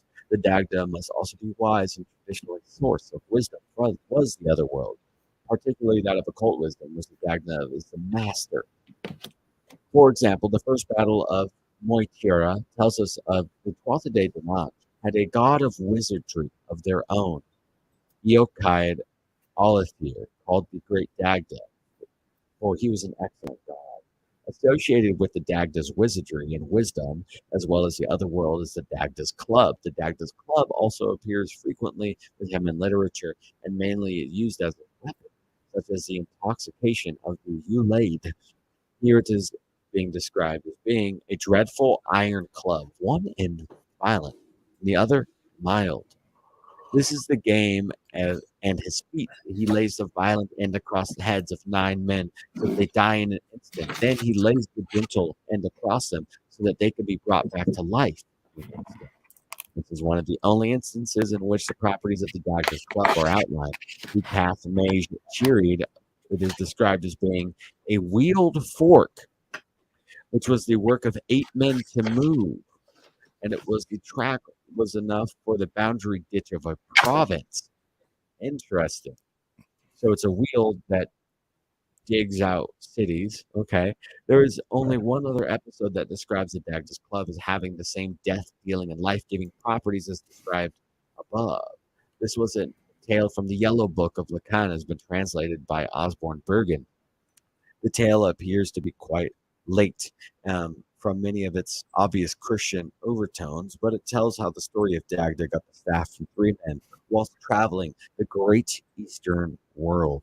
After the death of his son, Surmate Milbel, in the hands of Lu, the reasons of which being covered the Dineshash, the Dagda borrows the staff to bring his son back to life, and then bargains with them again and allow him to take it back with him to Ireland. When the men reluctantly agree to, there is no mention that of the Dagda ever giving it back, and it certainly seems to be thereafter that, as it is by the Dagda's appearance at the club in the Zulu that recognize them. Okay, so with such a magical club, the otherworldly overtones are obviously apparent, but it perhaps further is compounded by its life-giving and taking properties with it associated. Like the cauldron, there are both otherworldly and fertile overtones to his club.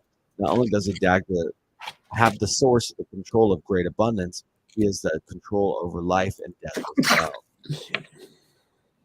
So yeah, man, cauldron goes deep, and that was on for a bit. But one more thing on the cauldron, and then I'm done. I promise. Just going over, we went over the cauldron of, oh goodness, what is the name of this? The cauldron of Gundestrop, and then the cauldron of Dagda, which I think can be associated with the same thing. But this article is pretty cool. It goes into these different Celtic cauldrons, and then how the Celtic cauldron basically then is the same as the Holy Grail. So I'll just bust through this real quick. The cauldron is a symbol that occurs throughout Celtic mythology, from the cauldrons of the Dagda to Ceridwen to the Holy Grail of King Arthur. In one part of the Mabin, I forget how do I say it again. Mabinogion. In one part of the Mabinogion, which is the cycle of myth found in Welsh legend, the Ceridwen brews up a potion in her magical cauldron to give her son, Morfran. She puts young Gwion in charge of guarding the cauldron, but 3 drops of the brew fall upon his finger, blessing him with the knowledge held within. The Ceridwen pursues Gwion through a cycle of seasons until, in the form of a hen, she allows Gwion disguised as an ear of corn. 9 months later, she gives birth to Taliesin, the greatest of all the Welsh poets. The Cauldron of Knowledge. Ceridwen's magical cauldron held a potion that granted knowledge and inspiration.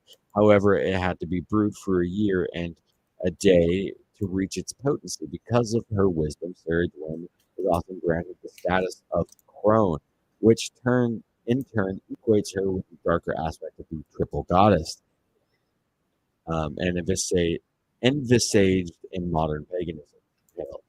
As a goddess of the underworld, Ceridwen is often symbolized by a white sow, which represents both her fecundity and fertility of her strength of a mother. She is both the mother and the crone. many modern pagans honor Sarajevo for a close association to the full moon. Yes, the cauldron of the Bran of the Blessed.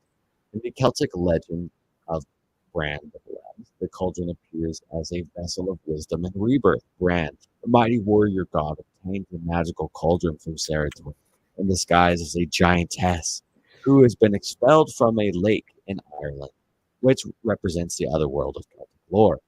The cauldron can resurrect the corpse of dead warriors placed inside it. The scene is believed to be depicted on the construct cauldron.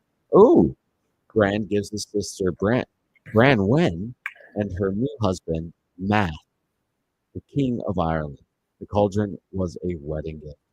And but when war breaks out, Bran sets out to take the valuable gift back. He is accompanied by a band of loyal knights with him, but only 7 return home. Bran himself is wounded in the foot by a Mm-hmm. poisoned spear, and another theme that recurs in the Arthur legend found in the Guardian of the Holy Grail, the Fisher King.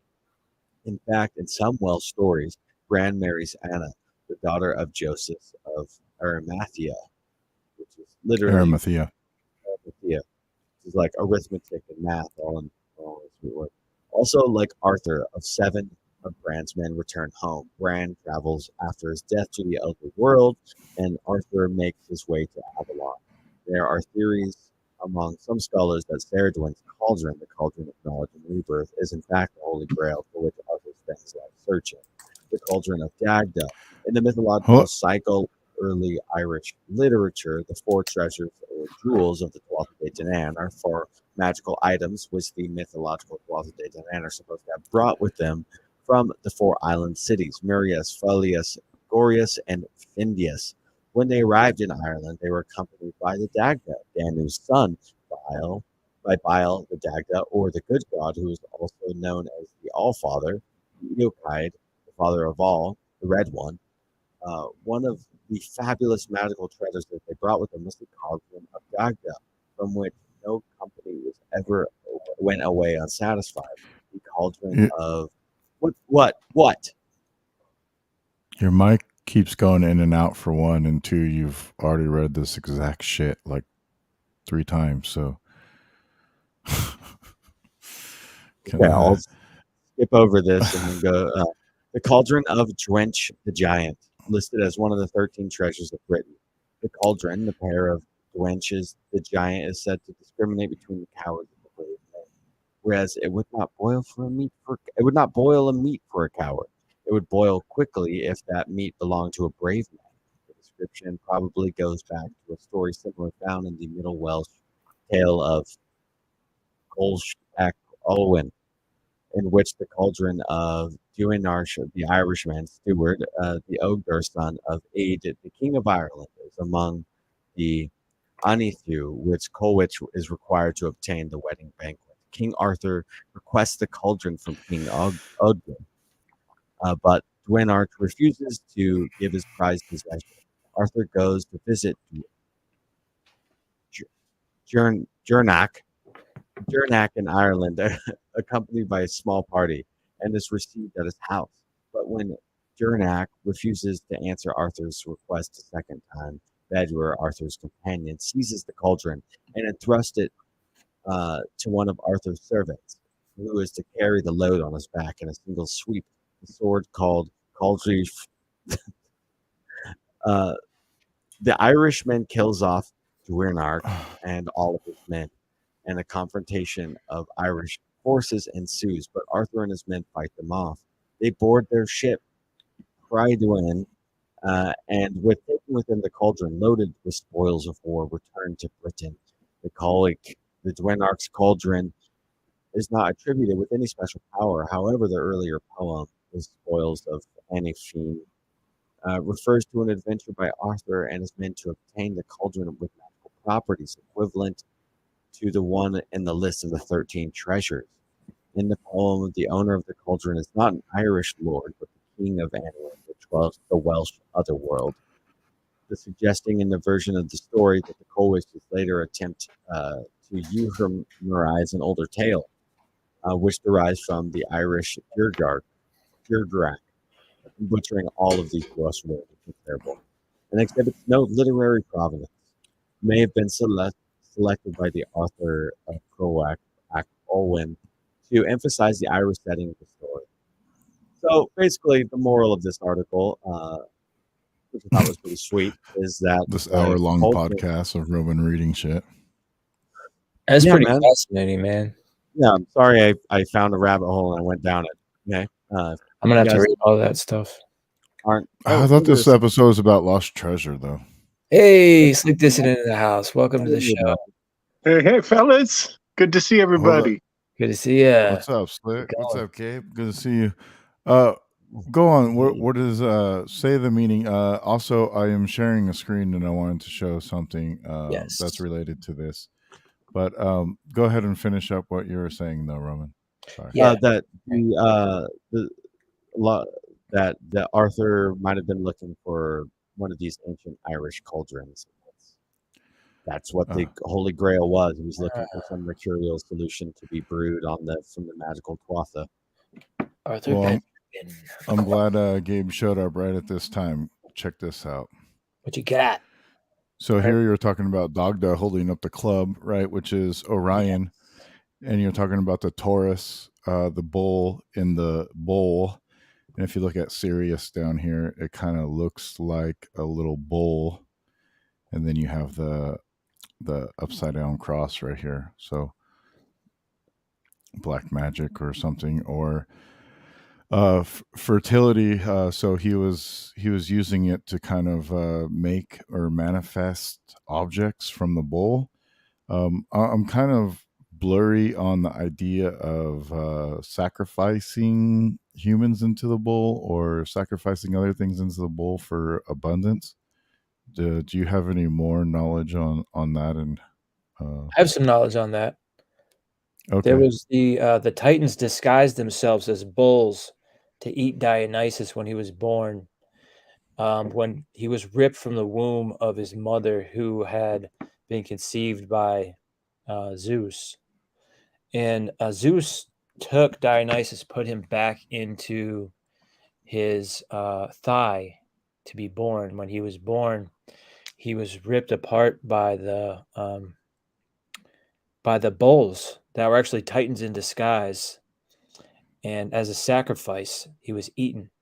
But Zeus actually, I think, ripped the bulls apart and put all his body parts back together.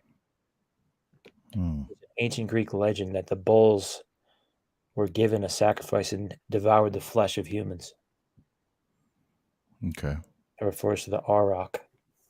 They were just playing Mr. Potato Head with each other when they were gods, man. They don't die. They just get ripped apart and come back again. Exactly. Mr. Potato, that's hilarious. That's cool because I'd never associated like the bulls with like the Titans and like having all the bull veneration or the sacrifice the bull specifically to embody different Titan, and it can change. It doesn't always have to be the same god being sacrificed, as I guess, right? Well, Dionysus, Zagreus, and Bacchus all have the same story. They're basically different names of the same god, though. Right. And one more thing, the word bull was a generic term. Like we think of a male cow, but a bull actually, much like the word ox, also can refer to like a male goat or a male sheep or even I think the lead camel, like the alpha male of any herd or pack animal, can be called a bull or an ox often. Yeah, I've heard that. Interesting. I've actually got something that goes into some treasure with referring to the bull in ancient times on my share screen over here. Ox marks the spot. We can on go the to map, this. on the treasure map. It's going to talk about the legendary treasures of Nimrod. Nimrod has been found one of the main sources of Assyrian sculpture, including the famous palace reliefs. Layard discovers more than half a dozen pairs of colossal guardian figures guarding the palace entrances and doorways. These are Lamassu, statues with a male human head, the body of a lion or bull, and wings. They have heads carved in the round, but the body at the side is in relief. They weigh up to 27 tons, 30 short tons. In 1847, Layard brought two of the colossi weighing 9 tons, 10 short tons, each including one lion and one bull, to London. After 18 months and several near disasters, he succeeded in bringing them to the British Museum. This involved loading them onto a wheeled cart. They were lowered with a complex system of pulleys and levers operated by dozens of men. The cart was towed by 300 men. He initially tried to hook up the cart to a team of buffalo and have them haul it. However, the buffalo refused to move. Then they were loaded onto a barge, which required 600 goat skins and sheep skins to keep it afloat. After arriving in London, a ramp was built to haul them up the steps and into the museum onto rollers. Additional 27-ton colossi were transported to Paris from Khorsabad by Paul Emile Botta in 1853. In 1928, Edward Chiera also transported a 36-ton colossus from Khorsabad to Chicago. The Metropolitan Museum of Art in New York has another pair. The statue of Ashurbanipal II, Stela of Shamashi Adad V, and Stela of Ashurbanipal II are large sculptures with portraits of these monarchs, all secured for the British Museum by Layard and the British archaeologist Hormuzd Rassam. Also, in the British Museum is the famous black obelisk of Shalmaneser III, discovered by Layard in 1846.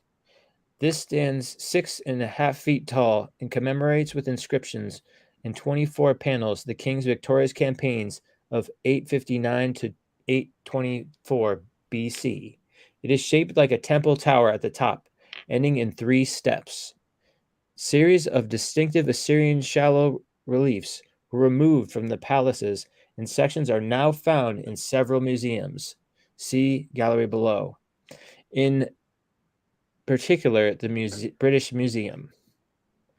These show scenes of hunting, warfare, ritual, and processions. The Nimrod ivories are a large group of ivory carvings, probably the most originally decorated furniture and other objects that had been brought to Nimrod from several parts of ancient Near East and were in a palace storeroom and other locations. These are mainly the British Museum and the National Museum of Iraq, as well as other museums. Another storeroom held the Nimrod bulls, about 120 large bronze bowls, which is interesting. We were just talking about the magical cauldrons, and plates also imported.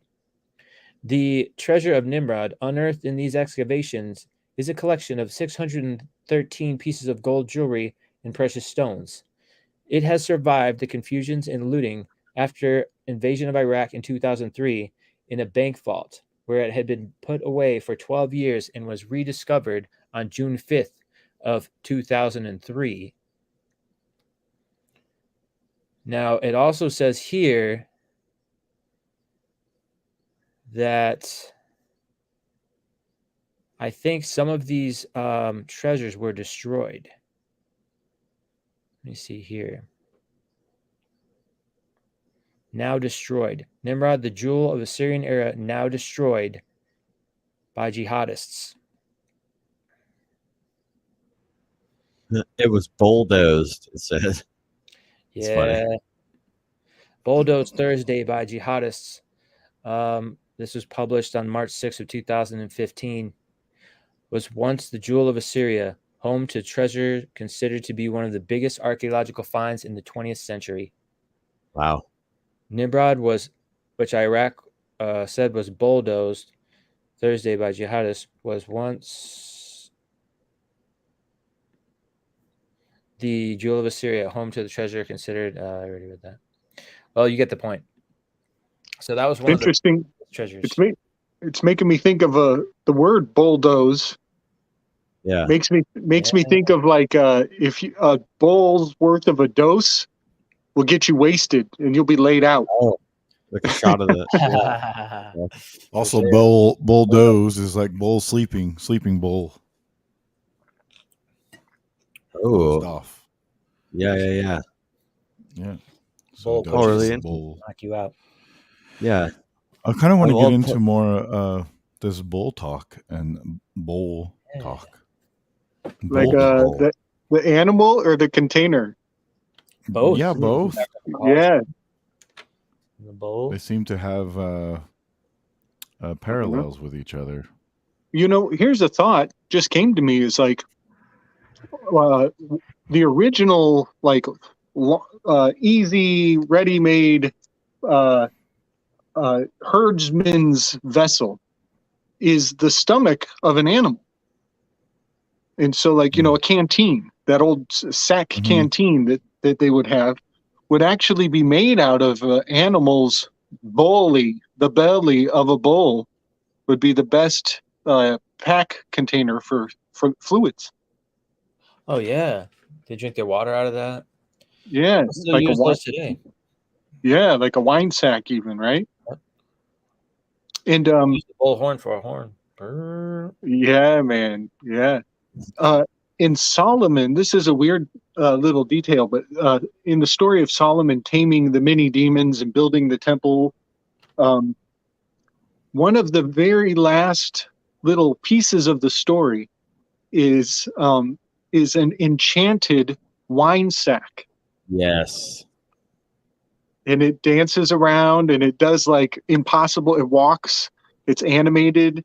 And I believe like they leave you kind of guessing at the end with like a mysterious end of the story. They say something that, and then the wine sack became the cornerstone. Like the last brick that keeps everything together. And you're like, wait a second, a wine sack for as a brick? And they just kind of leave you guessing. Jesus.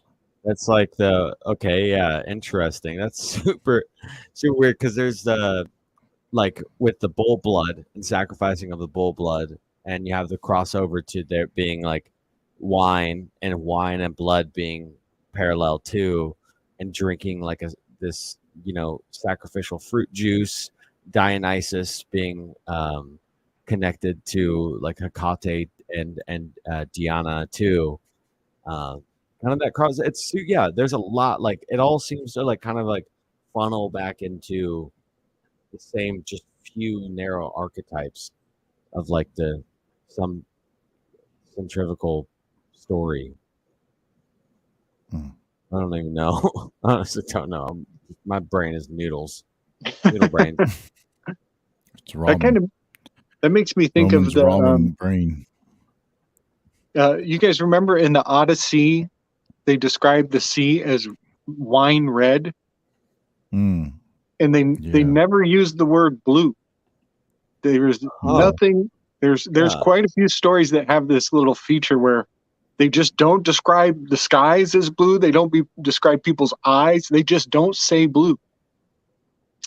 And that's always just one of the weirdest little fascinations I've had with the epics. Yeah, that is wow. And if it was blue, was it associated with like I was getting into a little. I wanted to find some. I couldn't put them into the slideshow because I couldn't find enough. Sometimes you got to find like at least 20 different articles that like kind of give you the same kind of juice. But for the aquamarine jewel, this color of blue, like sacred to. Oh well, yeah, like because mermaids and Poseidon kind of had like blue themes to them, right? Like, but they were very specific blues. I don't know. It's interesting. I'm gonna have to look into that with the blood red, but it seems to water and blood crossover, seawater and blood specifically. They're almost interchangeable, which is kind of crazy. Oh, nice. Who's this?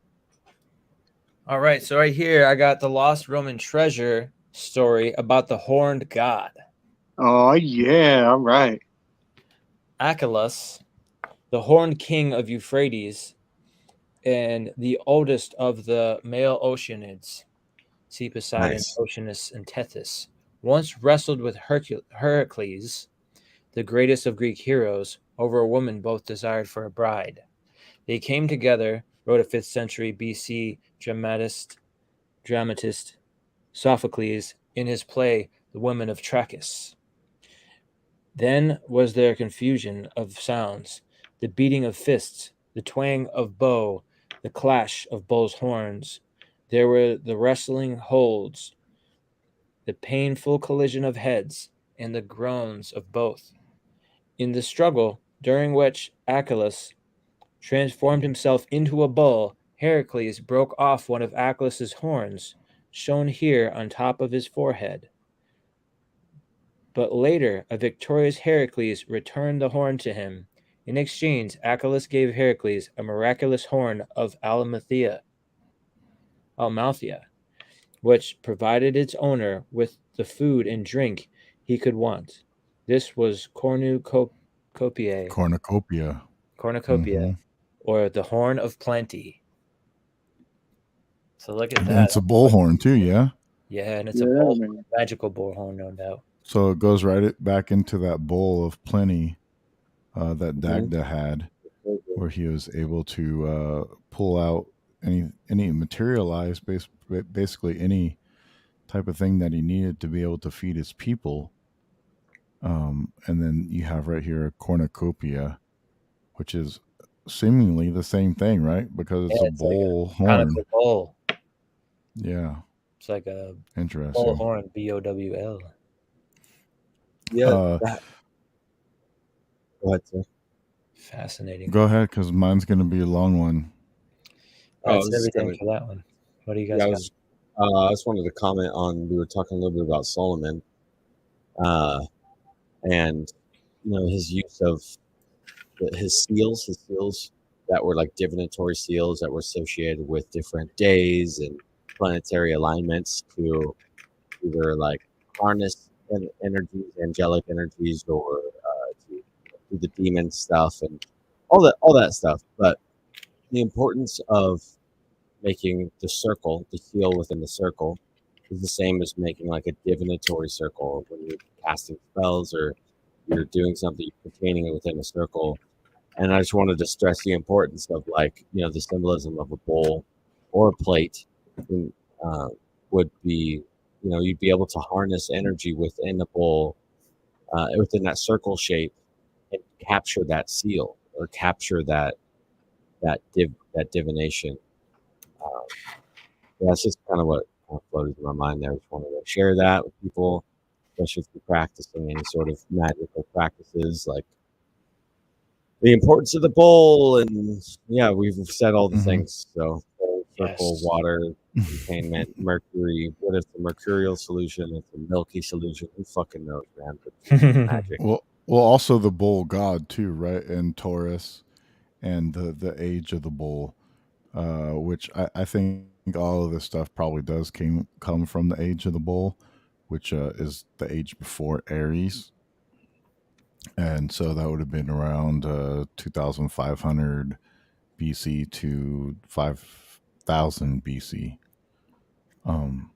which would make sense. That's kind of like the inception of a lot of these ancient cultures around America, or at least Sumeria, where you have like this bull god or horned god, which was Enki, right? Or the Sumerians who had the crown, the horned headdresses, or pre Viking culture, possibly to even the pre culture that were before the Vikings. Maybe they also did the same thing, because it's in a lot of the Celtic stuff too. So,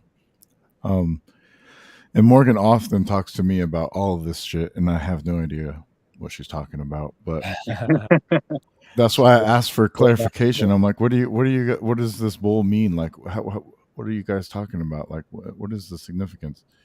And ironically, she brings it up to me with this shipwreck from the book by Eric Klein, 1177 BC, and it's the Uluburan shipwreck. And it dated to the 14th century BC, discovered close to the east coast shore of Uluburun, the Grand Cape of Turkey in the Mediterranean Sea. The shipwreck was discovered in the summer of 1982 by Mehmed Kakir, a local sponge diver from Yalakavak, a village near Bodrum. 11 consecutive campaigns of 3 to 4 months duration took place from 1984 to 1994, totaling 22,413 dives, revealing one of the most spectacular late Bronze Age assemblages to have emerged from the Mediterranean Sea. This discovery, the shipwreck site was discovered in the summer of 1982 due to Mehmet Kakir's sketching of the metal biscuits with ears, recognized as oxide ingots. Turkish sponge divers were often consulted by the Institute of Nautical Archaeology survey team on how to identify ancient wrecks while diving for sponges. Kakir's finding Ergid Oguz Opozun, director of Bodrum Museum of Underwater Archaeology, to send out an inspection team of museum and INA archaeologists to locate the wreck site. The inspection team was able to locate several amounts of copper ingots just 50 meters from the shore of Uluburun. And here you can see a map of Turkey, and the X marks the spot, right? The apparent route, with the evidence provided from the Congo or the cargo on the ship, it can be assumed that the ship set sail from either Cypriot or Syrio-Palestine port. The Uluburun ship was undoubtedly sailing to the region west of Cyprus, but her ultimate destination can be concluded only from the distribution of objects matching the types carried on board. It has been proposed that the ship's destination was a port somewhere in the Aegean Sea, maybe even Rhodes, Rhodes at the time, an important redistribution center for the Aegean, has been suggested as a possible destination. According to the excavators of the shipwreck, the probable final destination of the ship was one of the Mycenaean palaces in mainland Greece. So a branch. Did you say Lycian or Mycenaean? Mycenaean. Yeah, Mycenaean. Gotcha. Mm-hmm. Peter Kuneholm of Cornell University was assigned to the task of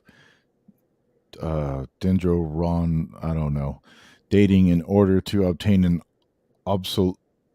absolute date for the ship. A branch loaded on the ship was determined to exhibit 3 rings as late as 1305 BC. But given that no bark has survived, it is impossible to determine if it had further younger rings. It has been assumed that the ship sank not long after that date. So I'm not going to read everything about it. But here's what's in the cargo. It's a raw copper cargo totaling 10 tons, consisting of 354 ingots of the oxide ingot type. Oxide ingots are heavy metal slabs, usually of copper, but sometimes of tin, produced and widely distributed during the Mediterranean late Bronze Age. Their shape resembles the hide of an ox, with a protruding handle in each of the ingot's 4 corners. So you can see down here at the bottom how, in the picture, how these ingots look. Out of the total amount of ingots,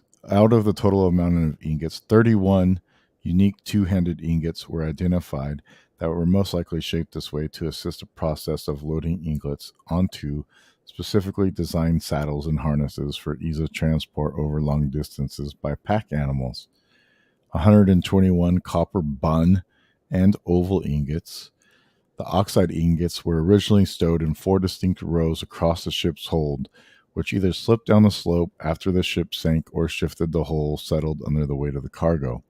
Lead isotope analysis indicates that most or all of the copper is sourced in Cyprus. Approximately 1 ton of tin, when alloyed with copper, would make about 11 tons of bronze. The tin ingots were oxide and bun shaped. The source of the tin has not been determined. Question of tin sources in the Bronze Age is much discussed in archaeology. The ingots suffer from corrosion and likely contamination. However, like some other tin ingots from the Eastern Mediterranean, they do not fit the profile of tin from Cornwall and generally compared to ores from Sardinia. In 2022, 1/3 of the tin was found to come from Musistan mine in Uzbekistan. The other share likely came from the Kestel mine in Turkey's Taurus Mountains. There was Canaanite jars and Pisgah resin, 149 jars widely found in Greece, Cyprus, Syria, Palestine, and Egypt. Jars categorized as the northern type and were most likely made somewhere in the northern part of modern day Israel.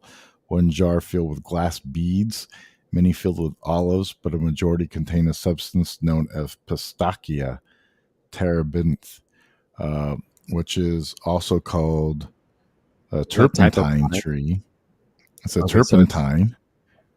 It's a deciduous tree species from genus Pistachia, native to the Mediterranean region from the western regions of Morocco and Portugal to Greece and western southern Turkey at one. Recent clay fabric analysis of Canaanite jars sherds from the 18th dynasty site of Tel El Amarna.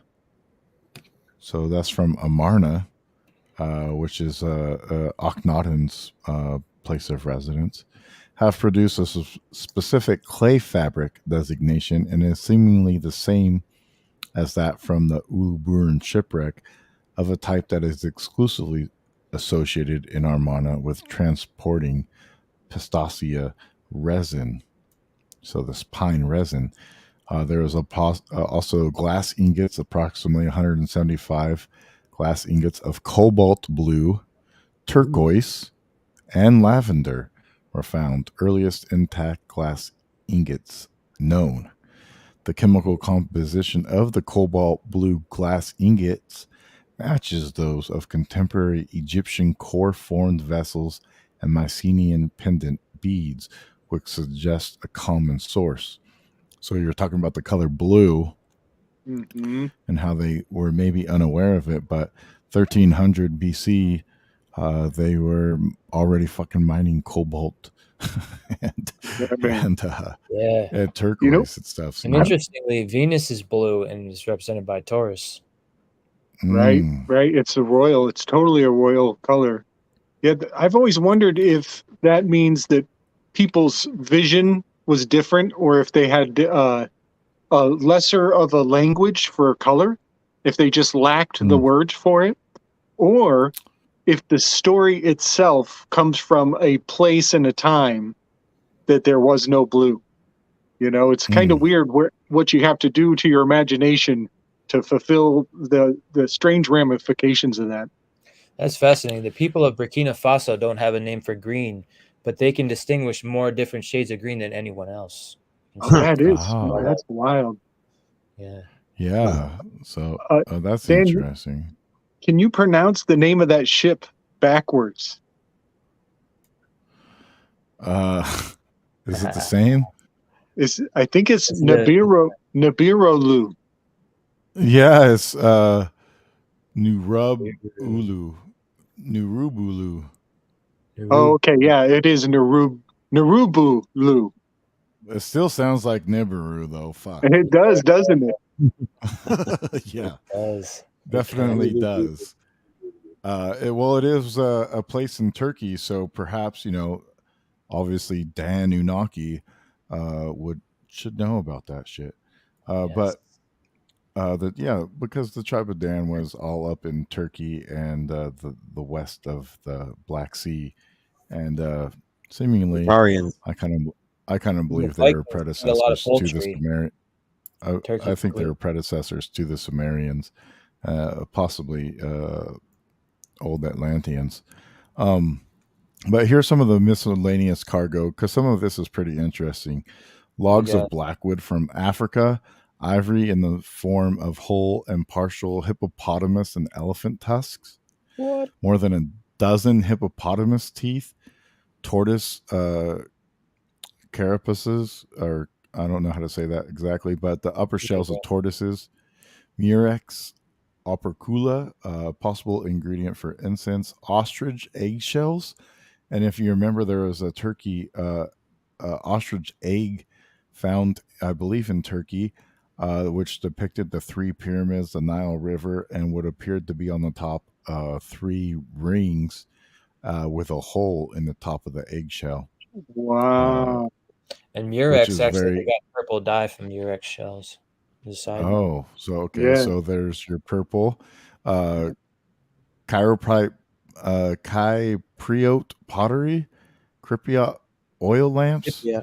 bronze and copper vessels, four faience drinking cups shaped as ram's heads, and one shaped as a woman's head, two duck shaped ivory cosmetic boxes, because, bitches had to look fine back then too. Duck face on girls. Ivory cosmetics or unguent spoon, a trumpet, more than 2 dozen seashell rings. And when it says trumpet here, I'm guessing it's not a brass trumpet.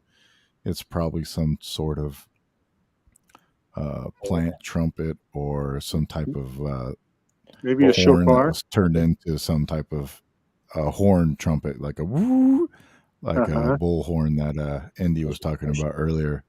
Yeah. More than 2 dozen seashell rings, beads of amber from the Baltic origin. So agate, carnelian, quartz, gold, faience, and glass. Lots of jewelry, gold and silver, weapons and tools, arrowheads, spearheads, daggers, armor scale and Near Eastern type, 4 swords, Canaanite, Mycenaean, and Italian.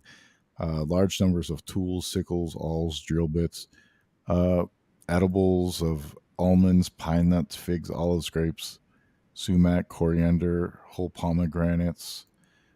Basically, Wow, quite the find. just showing you that in Yeah, right. 1300, Hmm. in 1300 BC, they were already trading all over the world, all Mhm. of these precious items and gems and minerals. And they already had an idea, like, what do you think these ingots were being used for, other than to turn them into weaponry or bronze swords or whatever, and they would have had to been put into a cauldron. I think in the book it talked about them having possible cauldrons on board where they were taking these ingots and smelting them. Is that the right word? Yeah. And fashioning them into weapons right there on the ship, so that way by the time they got to the port, they already had weapons made to sell and shit. So um, Amazing. pretty fucking fascinating. So yeah, a lot of this stuff is very interesting. So yeah, Yeah, here we what got an article. trove found, man. Like, especially the almonds and the olives. Delicious. Yeah, so they already had an idea of how to get these fruits and harvest them, and look how far and wide. Like, even some of it said it was from the Baltic, some was from like the Mediterranean and Africa, and more inland.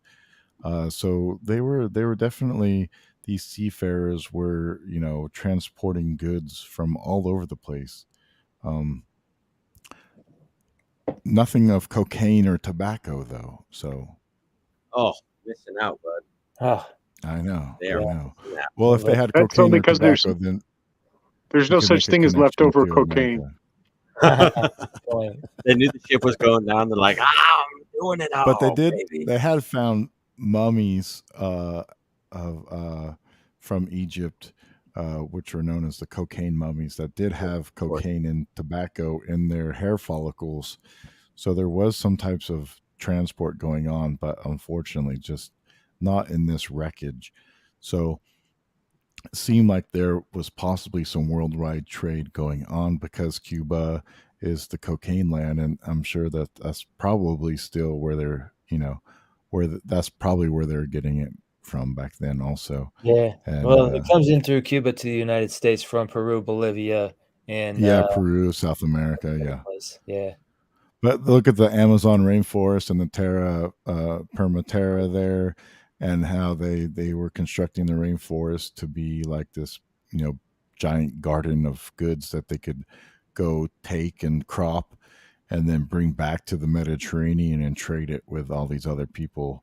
I think that's a lot of what was going on in this Atlantis idea. These seafarers were using America and South America to harvest these grains and whatnot and plants, and then taking it back overseas to the Mediterranean, selling it, and then using like the idea of Africa being a place of the smelting and sciences, and even like they're taking copper and shit from Minnesota and stuff. So there's a lot of ideas that they were doing this worldwide trade all over the place, and a lot of people have a hard time getting behind that. But you can see as early as 1300 BC. I also have this other book about Atlantis from Gavin Mendes, and he was talking about in, I think it's it's Crete. They found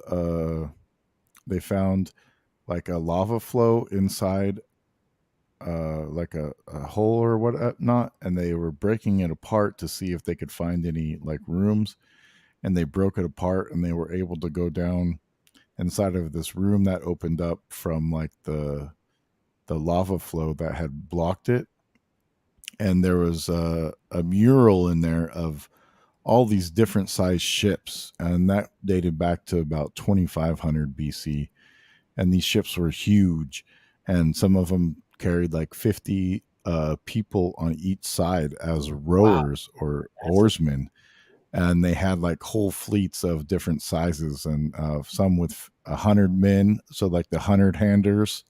You've heard that mythology of the hundred handers hurling rocks and whatnot. So I think that's kind of like an idea of maybe possibly these ships rowing in and seeing these big vessels going, holy shit, what are these? And but then there's also smaller ones and even canoes and all these other types. So they obviously had like a whole different fleet of all of the for all kinds of different purposes and hauling. Look how much shit was in the cargo of that, like 115 tons, I think it said.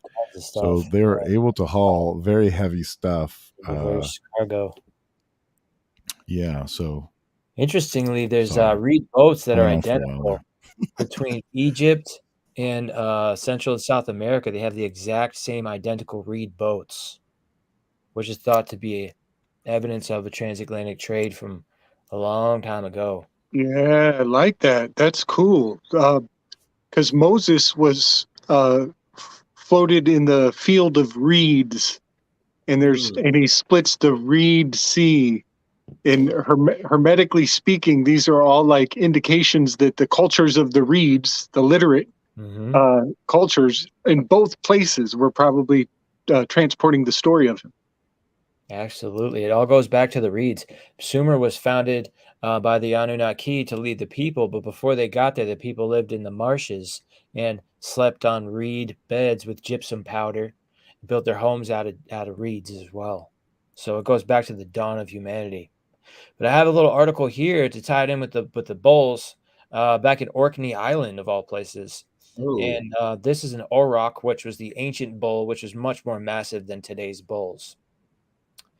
And the enormous auroch skeleton was found at the Ness of Brodgar Neolithic site, Ness being a lake.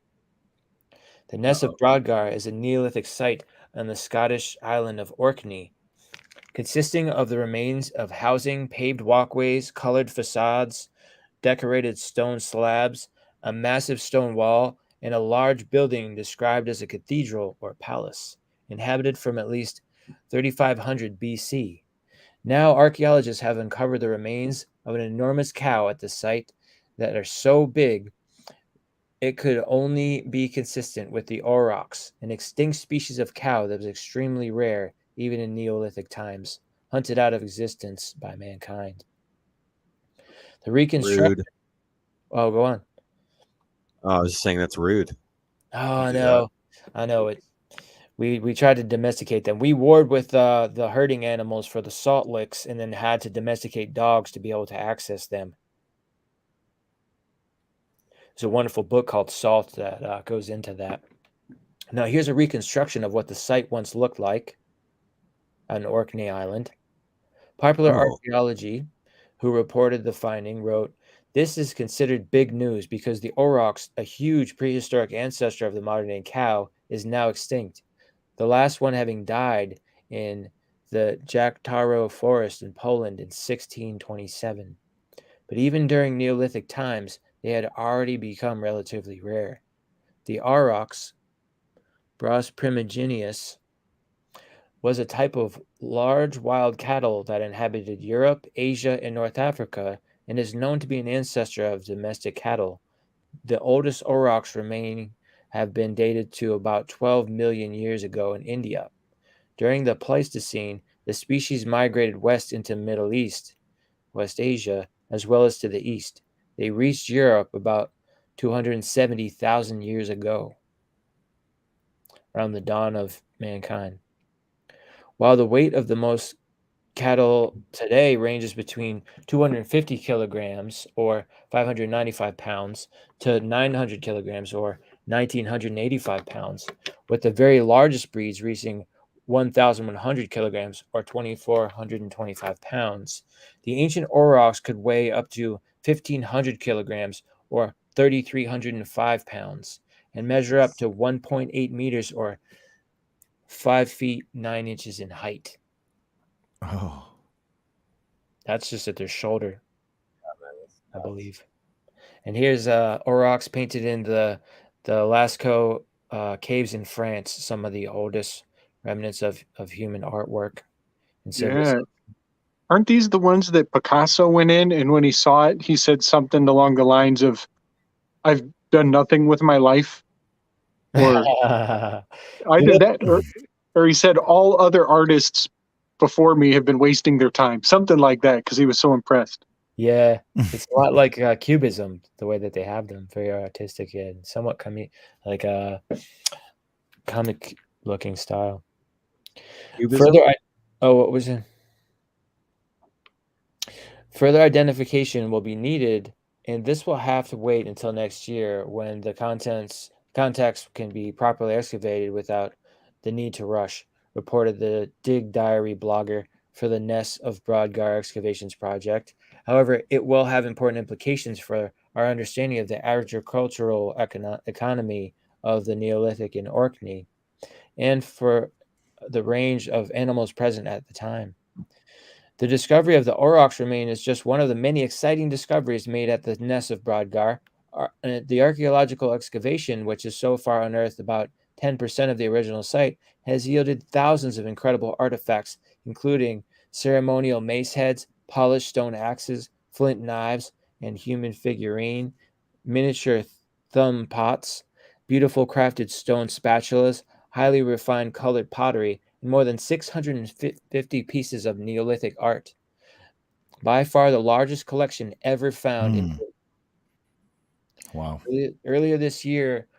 Archaeologists uncovered 5,000-year-old remains of a sophisticated temple complex, as well as a large collection of ancient artifacts that reflect a complex and culturally rich society. Archaeologists also discovered that the three major monumental structures on the island, the Ring of Brodgar, the Stone of Senes, and the Mayas Howe tomb, were inextricably linked in some grand theme, although what its true purpose was is still unknown. Hmm. So, fascinating find. Fascinating. Yeah, the name of the aurochs is interesting too. It's almost like the Oro ox, Yeah, the bull. Oroboro ox, like the bull from the north, huh? Yeah.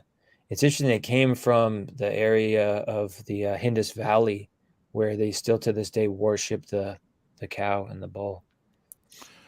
They're pretty fucking like what does it say? 5'9" in height. Yeah. So that's a 33,000 pounds. 3,000 3,000 pounds. Oh, is it 3,000? Oh my, it was like 3,300 or something. That's still a lot for their wild. So wild. Yeah, Precious. that's a big ox. So the word auroch has the AU in the front, which means gold, Gold rock. right? Mm, And I'm thinking about the golden bull, that the Yeah, golden calf there that you they were go. The worshiping. Apis bull. Yes, I wonder if this was like a very specific breed of bull, a sacred one that was. These are the wild ones before they were domesticated.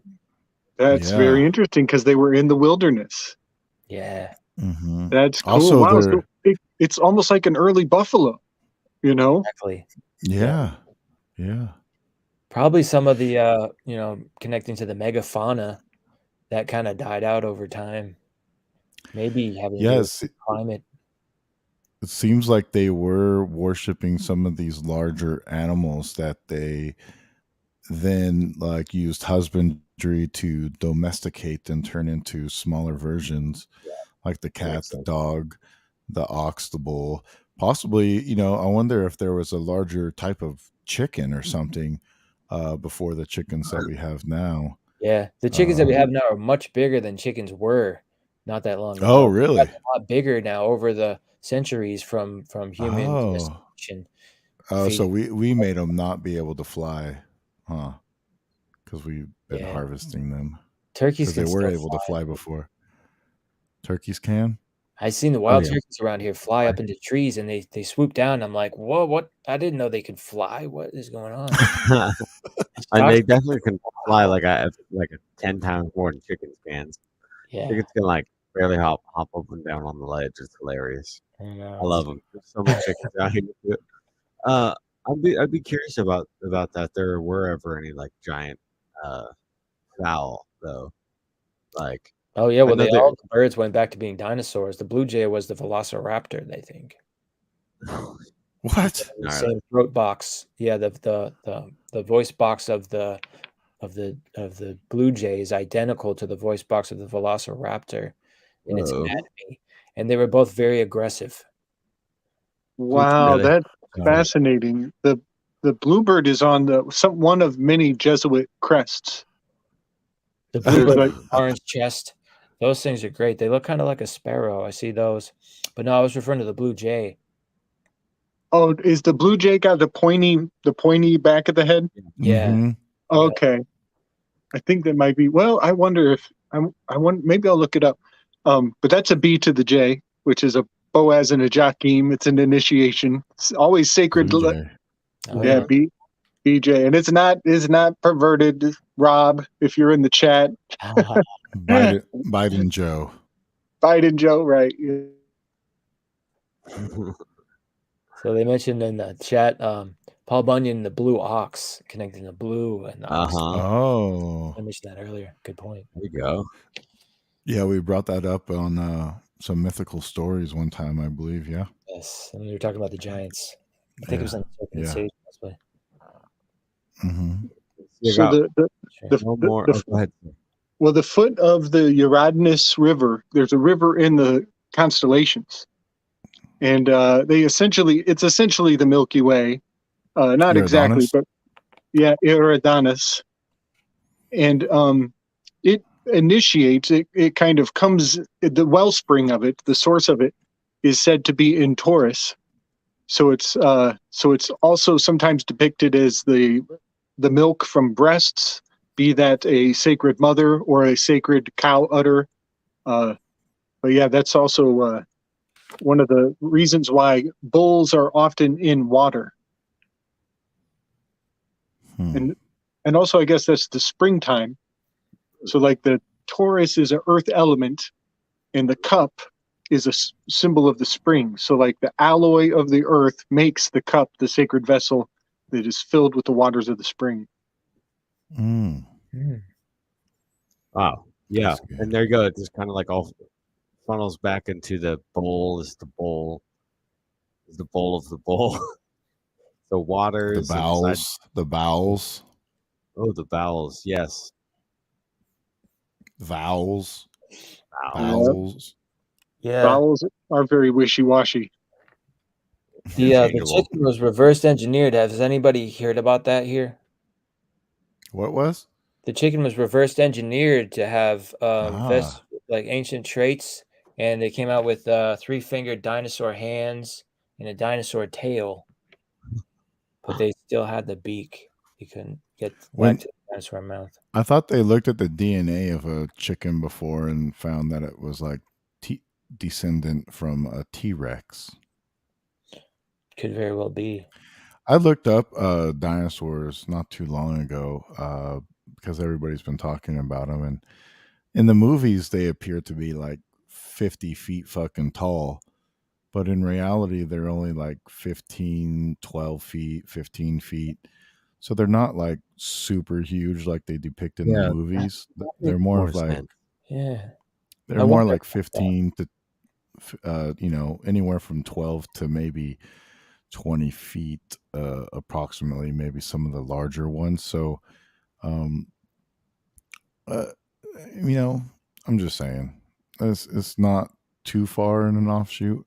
It's just the movies just try to make them look more bigger, larger than life. Yeah, bigger is more embellish a bit. badass. But it's interesting how things have gotten smaller over the millions of years in evolution, possibly Hmm. due to atmospheric changes and pressure and Yeah, gravity. it seems too like even the ancients, like the Titans, so to speak. Some of like even like the fact that you're taking up the Titan and you're splitting it and you're putting it into a bowl and combining it back up and it's a Titan again. That idea of like maybe these animals that they killed off as uh, that were giant in size, they went back into the earth and maybe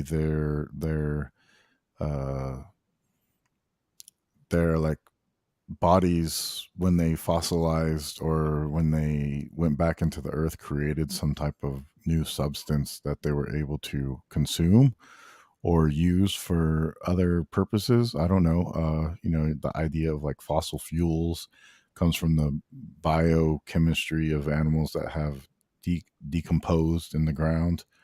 So maybe like the digging up of these animals and recombining them to create new things in the Yeah. bowl of abundance is another possible The, idea. the Yeah. the Pythias, the oracles of the Pythia, were said to be breathing in some decomposing body of a serpent from old, Mm, and that's how they were able to foretell your fates, your destiny.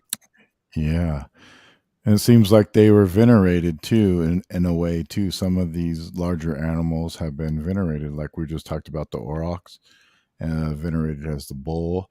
There's a lot bigger horses that used to exist also, and possibly the unicorn, which I think was real at one point. Um, though it's kind of gone to legend. But there's a lot of animals that have horns coming out their head. So why couldn't necessarily a unicorn have a horn or a horse have a horn? And so they kind of venerate these different animals. I wonder if there's a giant ram too, because the ram's in the zodiac. Um, the horse, There was uh, some horse-like a creatures like bull, that from millions of years the ago. serpent. Oh, there was. The Vikings used the Norway horns and said they were unicorn horns as magic. They would sell them to people. Ah, okay. Yeah. But who knows? I still think unicorns are real. Don't burst my bubble, Indy. Whoa. These reverse engineered chickens look wild, man. Holy Let's see shit. one. Show it up on Yeah. there. Yeah. All right, I'm gonna share screen this. This is nuts. Let's see I here. thought the chickens that we have are reverse engineered. Somewhat. They're much bigger than they were from feeding them so good. All right, so I got the share screen up here. Let's use That's reverse. what they do to us. They feed us all this shit so we get fat and we can't fly away. That's a great point. I guess they got a little video of this thing. Whoa, what the hell? That's Look a at that trip. T-Rex chicken with a gobbler fucking thing. That's ridiculous. Where's the That's a picture? sweet T-shirt right there. Yeah, that's the fucking that's the what's that one? Talking about it. Abraxas. Oh yeah. That's the Tyranna Abraxas. Tyrannobraxis Rex. Tyrannobraxis, the morning riser. We will crush you though. He's huge. Seemingly, You got a as the video? planet changed, they started to develop feathers or something because of the colder climate. So it's almost possible too. Like in the Bible, it talks about the Leviathan and other types of like monstrous animals or reptilian animals. So maybe there was maybe dinosaurs didn't exist 65 million years ago, and they're actually more closer to present age, and they existed during the ice age also. But during the ice age they started to get feathers and slowly change into different types of animals. And then because yeah, seemingly see that T-Rex morph right there into a chicken. I don't know, I don't necessarily buy that, because T-Rexes don't have wings, so why would the chicken have a wing? But I don't know. It's pretty interesting. And the idea of the feathers, too. Like, if you pluck these feathers from a dinosaur, you're probably fucking awesome, if you got that close to one or killed one and you plucked its feathers off and then you're wearing them in your head as like a trophy to say, like, look, we kill fucking dinosaurs. So watch out. We're fierce peoples. What? You know what I'm saying? Yes. You don't know? Yes. Just like the whole idea of wearing like shark teeth around your neck, or like other things like that to show Trophies. how yeah, as like to show how crazy you are in battle. Or there's people that wear like bear heads and uh the berserkers Yeah. or bear heads. Be like, watch out, I'm king of the naked chickens, motherfucker. Ow. I'd rock a beak mask. That'd be sick. Or lion heads. People wore lion heads to symbolize like they were a fierce warrior, or cheetah skins and stuff like that to show that they were very prominent in society. So that kind of idea doesn't go too far away. Roman, don't fuck with me. Look at the Tyrannosaurus chicken yin yang. Yeah, that's what I'm looking at. Yeah, That's hilarious, cool. man. It must have taken the vaccine. Getting twisted, twisting your genetics. Yo, that's beautiful. Well, I'm finna wrap it up at 3 hours. If you guys are down, it seems like a good place for any. Yeah, sounds good, man. Thanks for letting me barge into on your party, fellas. Glad I came. Yeah, hunt, dude. Maybe buffaloes had wings, and that's why we have a Buffalo Wild Wings. Probably. Remember in the Flintstones, they used to eat like brontosaurus burgers and shit, or they had like these big old fucking ribs. Shit, maybe that's how they ate. That's why they grew up to be big and strong, because they were feeding. You are what you eat. So if you eat a lot of bigger animals, strong animals, you start to become those animals. So maybe they're eating dinosaur meat and getting huge. Or just eat the sun and be that's why they got Red Bull make you grow wings. Yeah, dude. But buffalo chicken comes from Buffalo, New York. Oh, okay. I ate I drank an energy drink earlier and it had taurine in it. And I was like, oh, yeah, yeah. But so I'm flying right the now. Hindus drink that bull pee though, straight out of the cow and bull. Oh man, it's got healing properties. It's a delicacy. All right, I'm out of here. Y'all fucking talking about right. bull pit. Because we're talking about food. You want to leave, huh, Roman? Is that what's on the menu tonight? So sir? funny. All right, we're all going over so funny. The last segment on this special Chinese magical bowl. Just like for like 30 seconds. I want to do a share screen on this. All right. Magical Okay. Chinese bowl. Yes. Yeah, let's end on something sweet. All right, cool. Oh, So, Toronto's not since sweet. ancient times, there have been stories of magical treasure bowl that can create unlimited riches and sometimes great sorrow for its owner. Ooh, While see? the actual treasure Dagda. bowl remains to be found, its image has become a popular symbol of good fortune. Mm.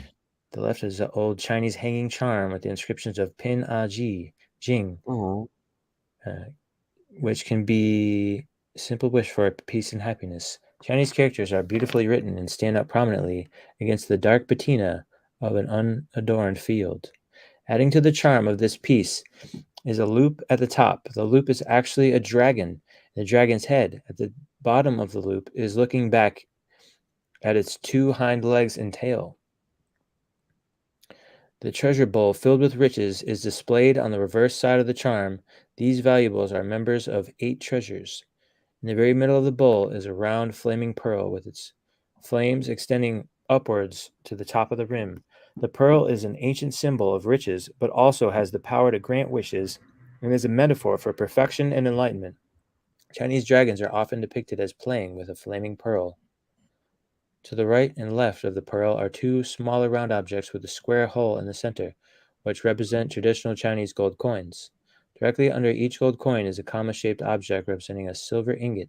The silver ingots were used as money, particularly during the Yuan dynasty from 1278 to 1368. On the side of each gold coin is a branch-like object, which is coral. Coral symbolizes longevity, and red coral is considered especially auspicious. hmm.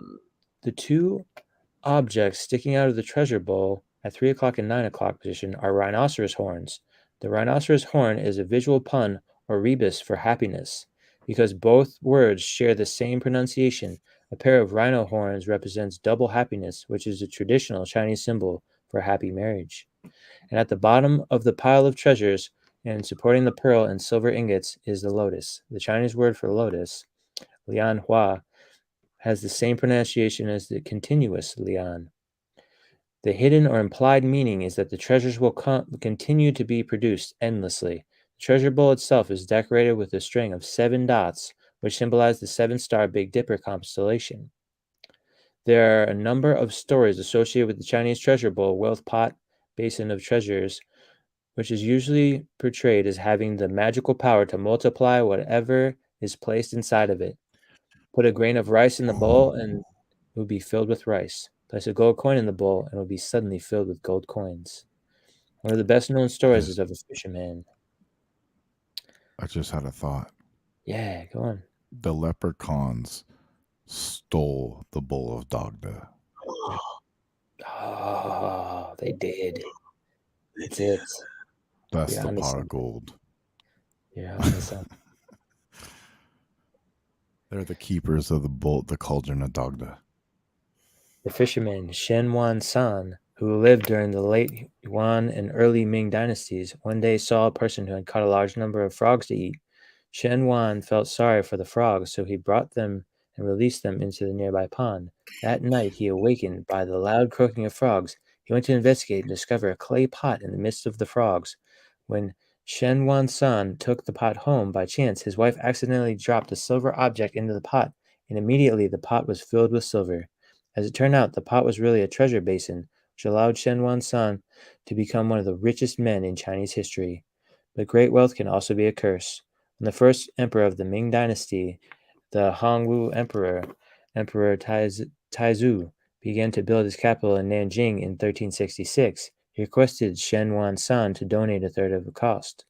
The newly constructed South Gate was named the Gate of Gathering Treasure, Zhu Baomen. The gate was so named because the emperor ordered that Shen Wan San's treasure ball be seized and buried underneath the gate to rectify a flooding problem that was causing it to collapse. It was believed that the emperor also wanted to demonstrate that no person would be permitted to challenge the empire in regard to wealth. The Gate of Gathering Treasure was subsequently renamed Zhanghua Gate in 1931 to commemorate the revolution of 1911 and the founding of the Republic of China. The story is unusual in that it involves a real historical figures and an actual historical site, thus giving it some credence to the existence of a treasure bowl.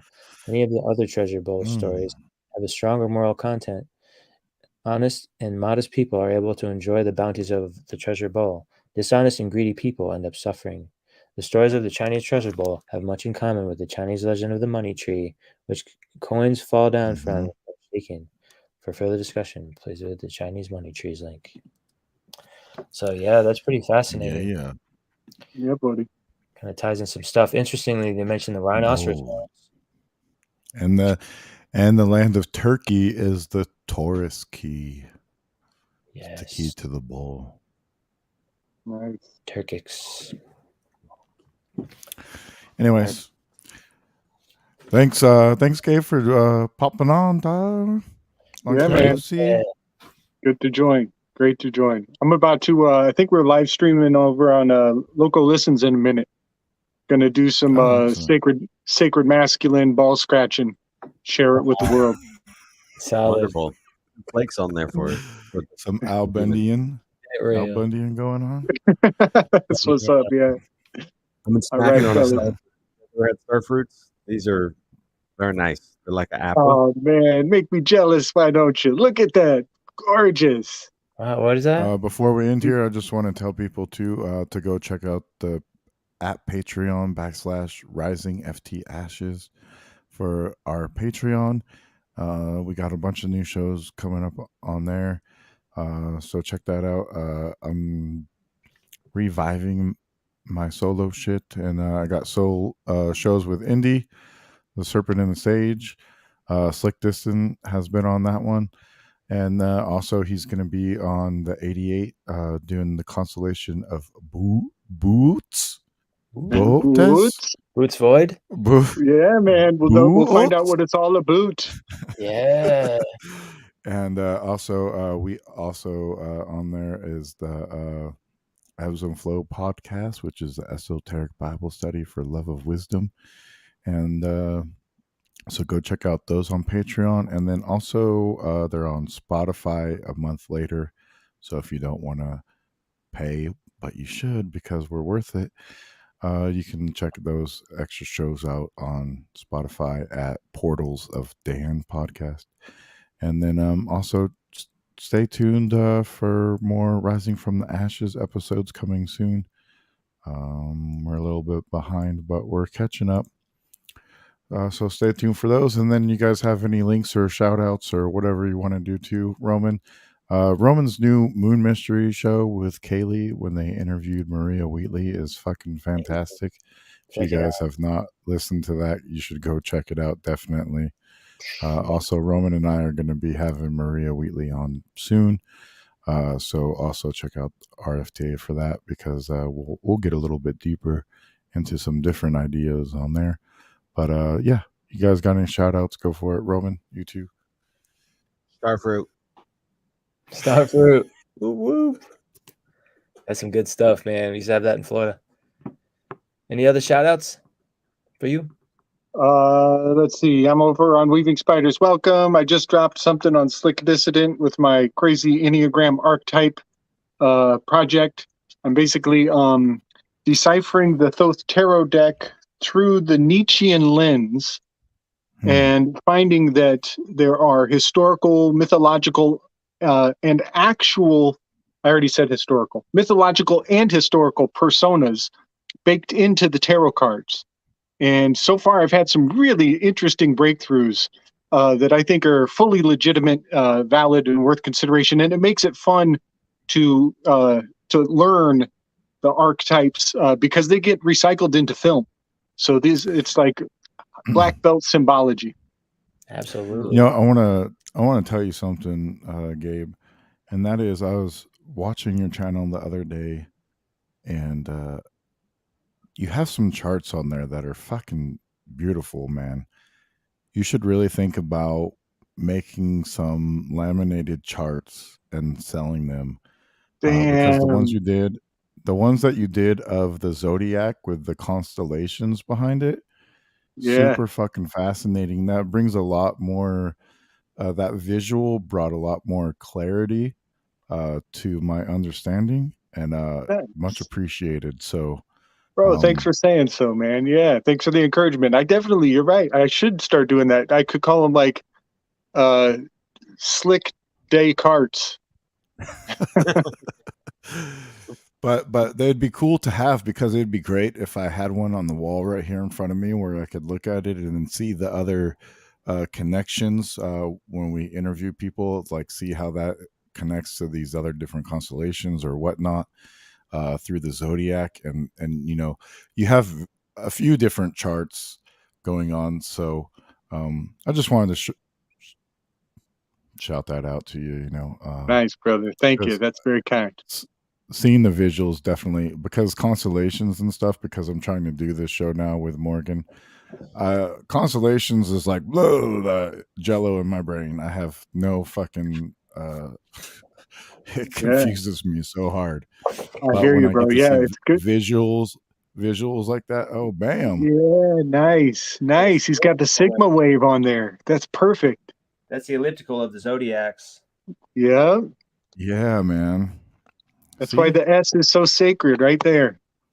Yeah. Boom. I love that. Yeah, that's good stuff.